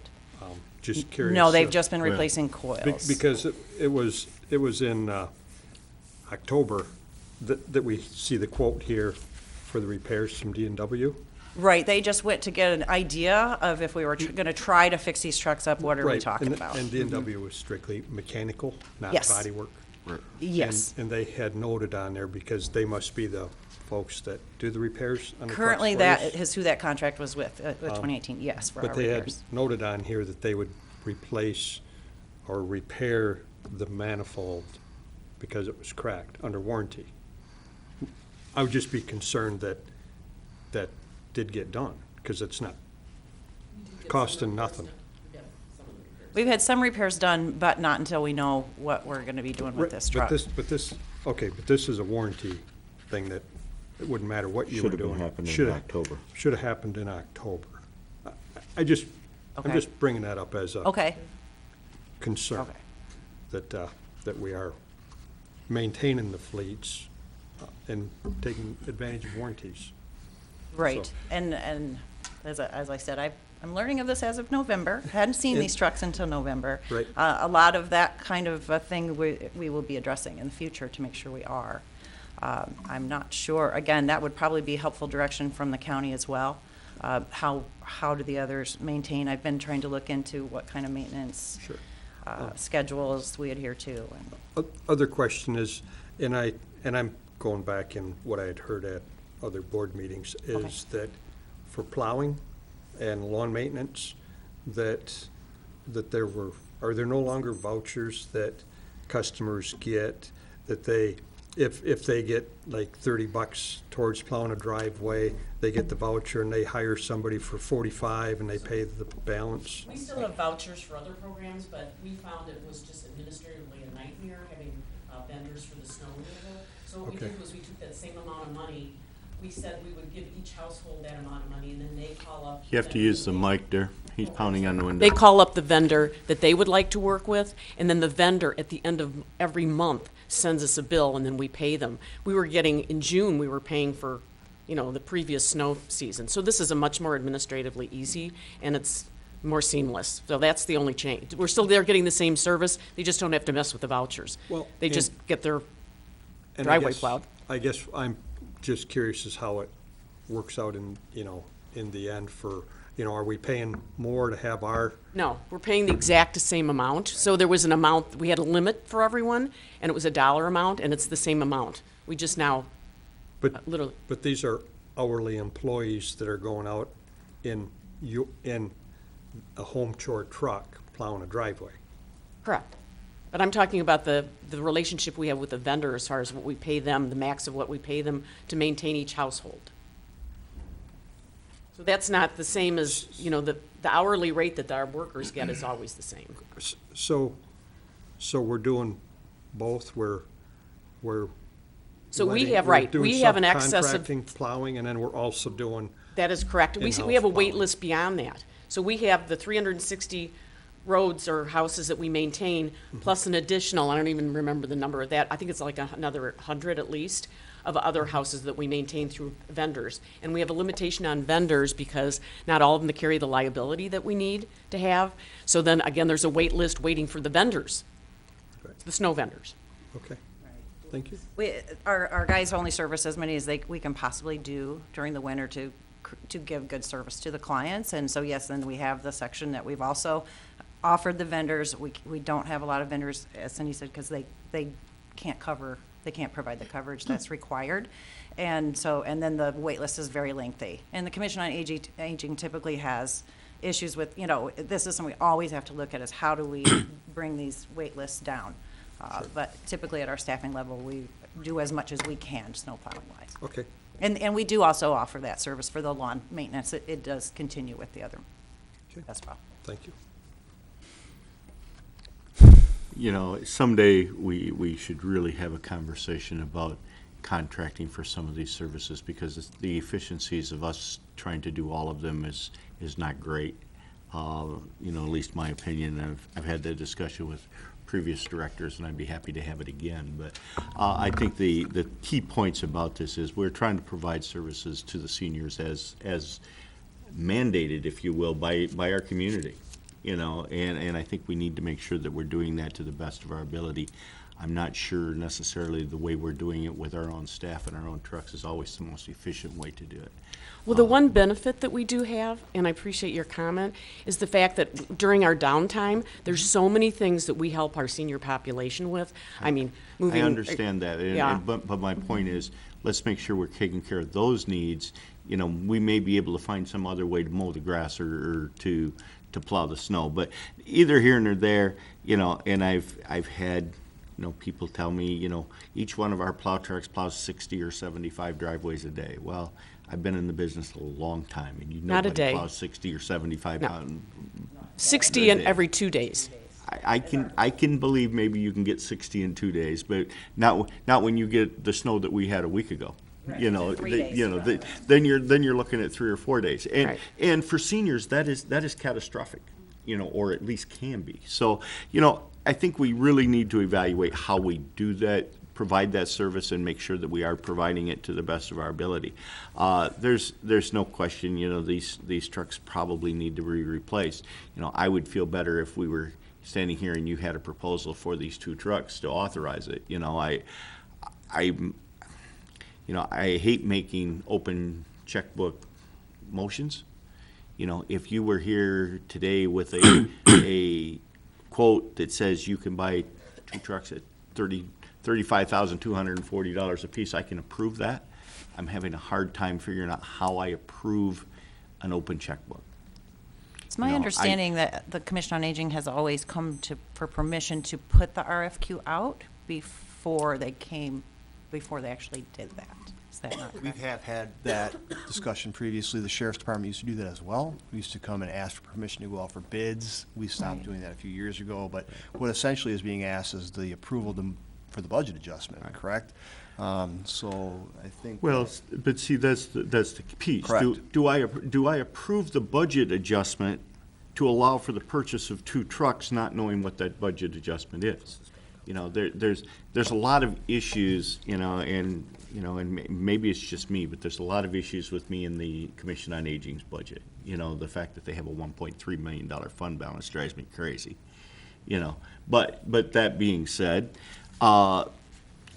they tend to move money around. They provide services which are important, but there's no.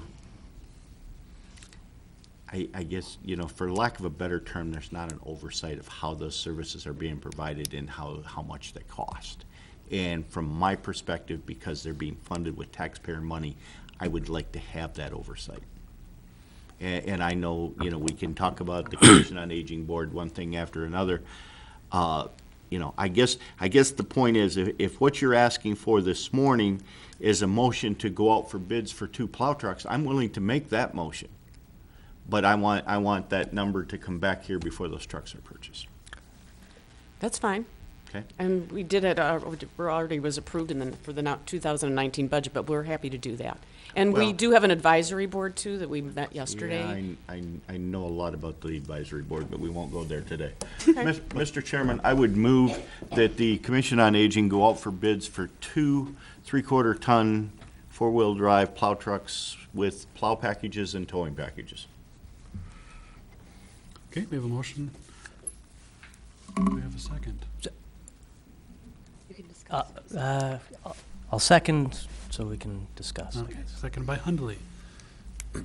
So hey, I'm new on the Commission on Aging Advisory Board. Yeah. Anyway, so yeah, I likewise I feel like they've fairly well documented the need for the new trucks. One of the trucks was already in the budget, so it's really one additional truck, not necessarily 2 trucks, to the extent that it shows up in the packet on the cover page of this one that it's $36,000 that they're asking for out of the general fund. It's actually out of the Commission on Aging's general fund, not out of the rest of the county. That's Yeah, right. that was confusing, wasn't it? Yeah, right. None So of it comes out of our fund. right. So they, you know, they have the cash. There is the millage. They have the cash to do it, is my understanding.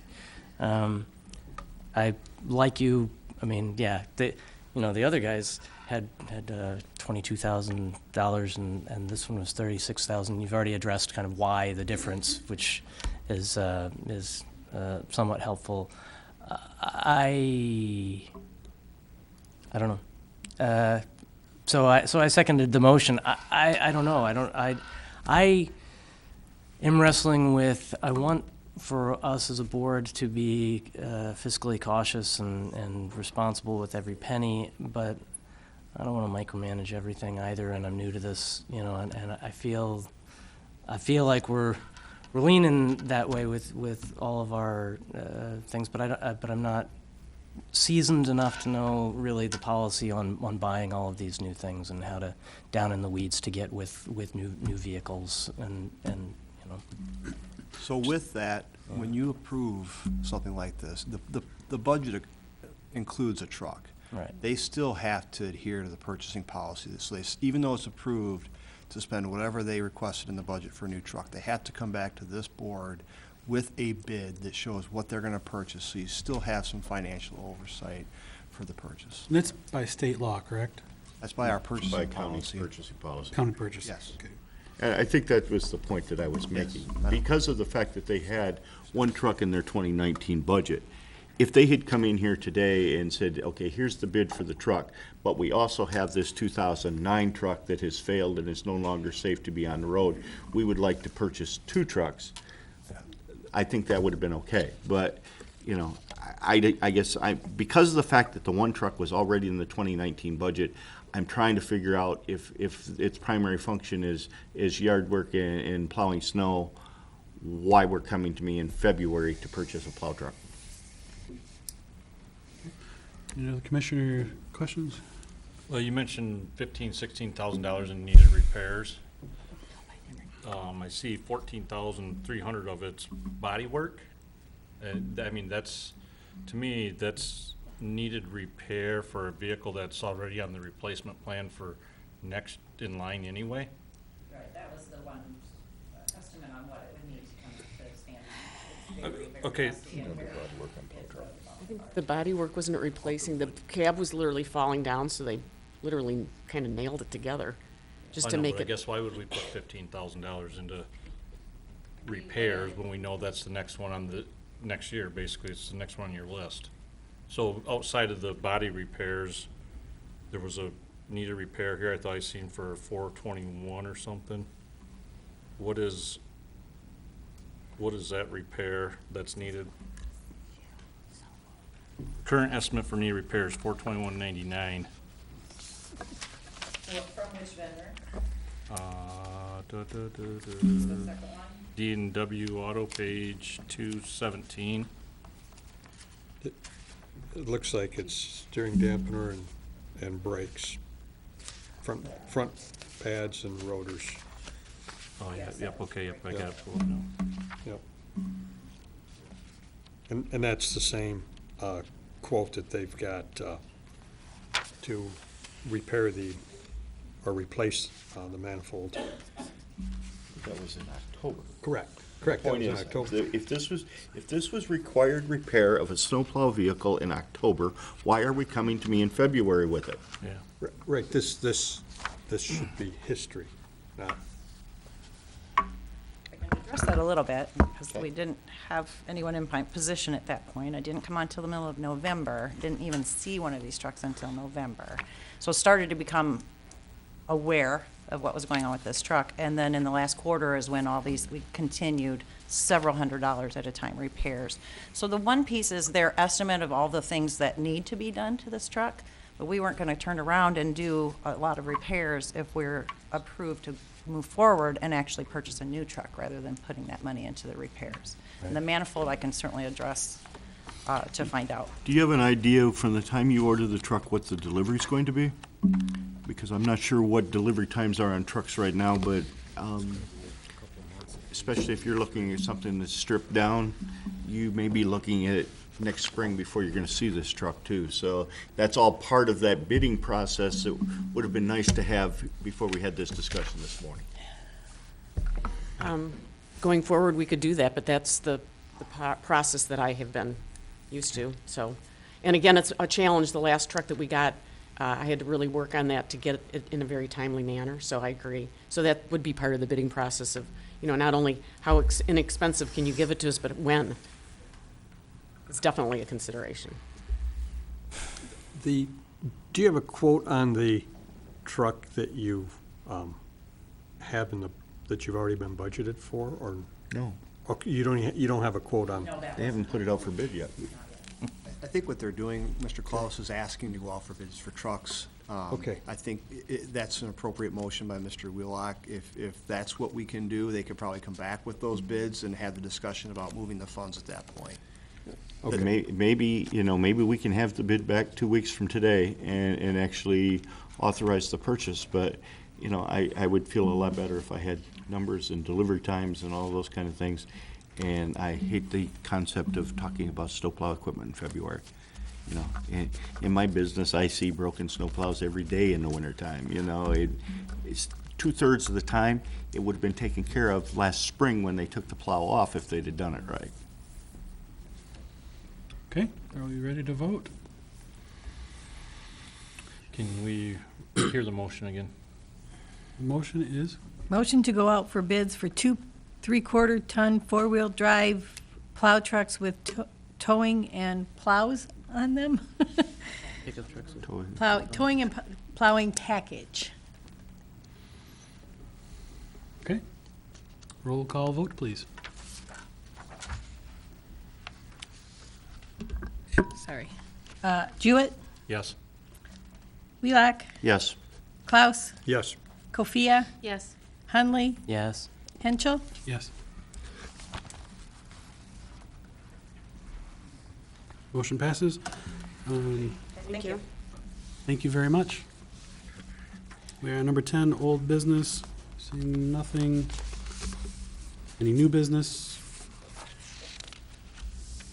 Second, public comment.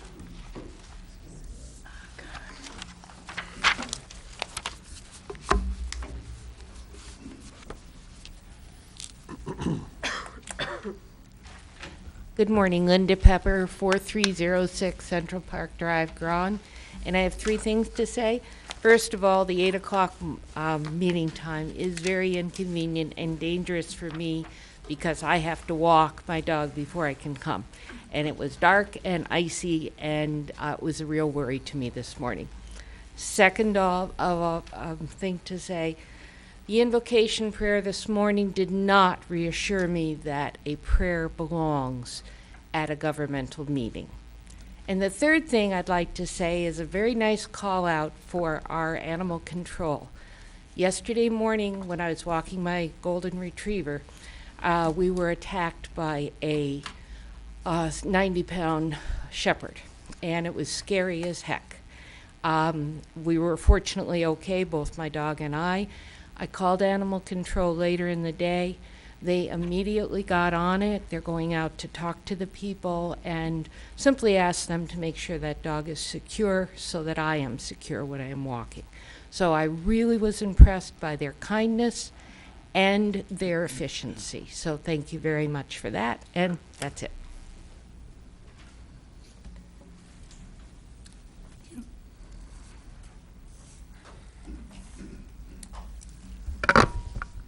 Ann Rogers, Traverse City. I just want to acknowledge my appreciation for all of the people who work at the county, the real workers of the world that are knowledgeable, intelligent, keep up on all of the latest, and are always so pleasant when you go in to have anything done, whether it's the Treasury Department or the whatever. And I know you folks have a very excellent reputation out in the community. So much of this meeting has been spent micromanaging departments where your questions and your requests for information could have been done at a planning session. And that's where it should be. That's the appropriate place for it. Second guessing everything they do is like challenging your kids on where they've been. But this is a grown-up situation. These are not kids, they are professionals. And so I guess I would encourage you to get your questions and your information at a planning session. Perhaps the department heads may have questions from the audience sometimes, maybe not. But I think it will not only shorten the meeting a bit, but certainly give a lot more confidence that you are appreciative of what goes on in the real world. Thank you.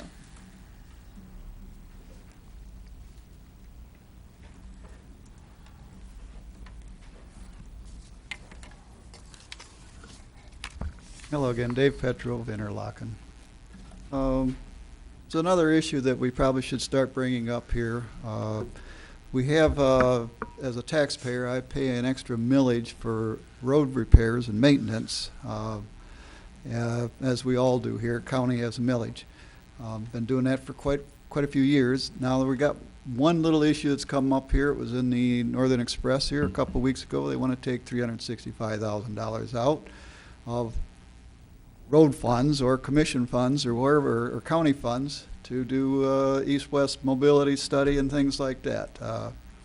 At the same time, again, we're coming up into the spring season here. I got a little Cherryland issue here. They bring up the point that as the temperatures rise, you have to slow the trucks down. Actually, the weight limits are decreased, so if you're getting propane delivered and stuff like that, you have to do it. And part of that is this commercial stuff. Adding too many things here all at once here, but I'll try to be quick here. An old piece in the Northern Express from a few years back talks about commercial trucking takes a significant toll on our infrastructure, but has received relatively little attention in the talks of how to fix it. A fully loaded 5-axle rig weighing 80,000 pounds causes more damage to the highway than 5,000 cars. And there's more addition to this here, but I'm going to skip that. But in Michigan, okay, we have the highest gross weight limit for trucks in the nation at 164,000 pounds, more than double the national limit. Again, we're the only state that has this. In 2012, MDOT issued 6,992 single group or trip permits for trucks weighing more than that. The heaviest load allowed in Michigan in 2011 and 12 was 1.5 million pounds. Now, Michigan gives a pretty sweet deal to its biggest, heaviest users. A mere $50 flat fee to rumble enormous loads over our roadways. In contrast, Ohio, Indiana, and Wisconsin charge based on load weight, distance traveled, or a combination of both.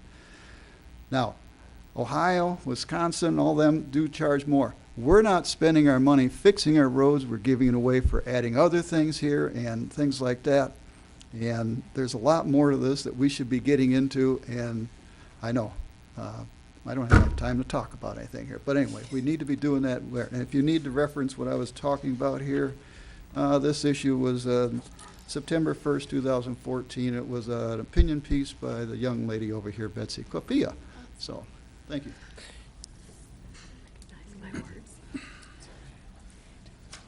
Matt Scheck, Traverse City. Thank you all for this very entertaining 3 hours and 40 minutes. I'm not bothered by coming in the morning. You could shorten it up a little bit, but you don't have in charge of that. Listen, I wanted to just give a shout out to Commissioner Wheelock. I appreciated his time in here because in a historical perspective, he has seen things as they've developed. And I always appreciate that. My big questions really would have been back on the pavilions and the operation of the pavilions. To me, seem like things that are really totally never, ever explained. I know it's covered by bond, and talking with the previous chair, it's written into state law that we got to have some things like this, even though it's probably an antiquated law this day and age because there's so many competing businesses out there. But there's one thing that did happen this last July in this room. There was an audit of the county who presented his pie charts on the screen and showed expenditures, incomes, things like this, showed the county in its operation. But they got to one point in his presentation, he said, I would show you the operation of the pavilions, but if I put that on there, it would shrink everything else in the county. To me, I saw that as like a red flag. As a taxpayer, and I think taxpayers do this, is that we'd like to see what is the true operation of the pavilions, okay? I'm not saying I'm going to be opposing it or would vote against it if I had the opportunity. It's covered by bond, so it's not in the question. But as a taxpayer, we do need to have fiscal accountability for the taxpayers so we can understand what the heck is going on. Thank you. Mr. Scheck. Any other public comment?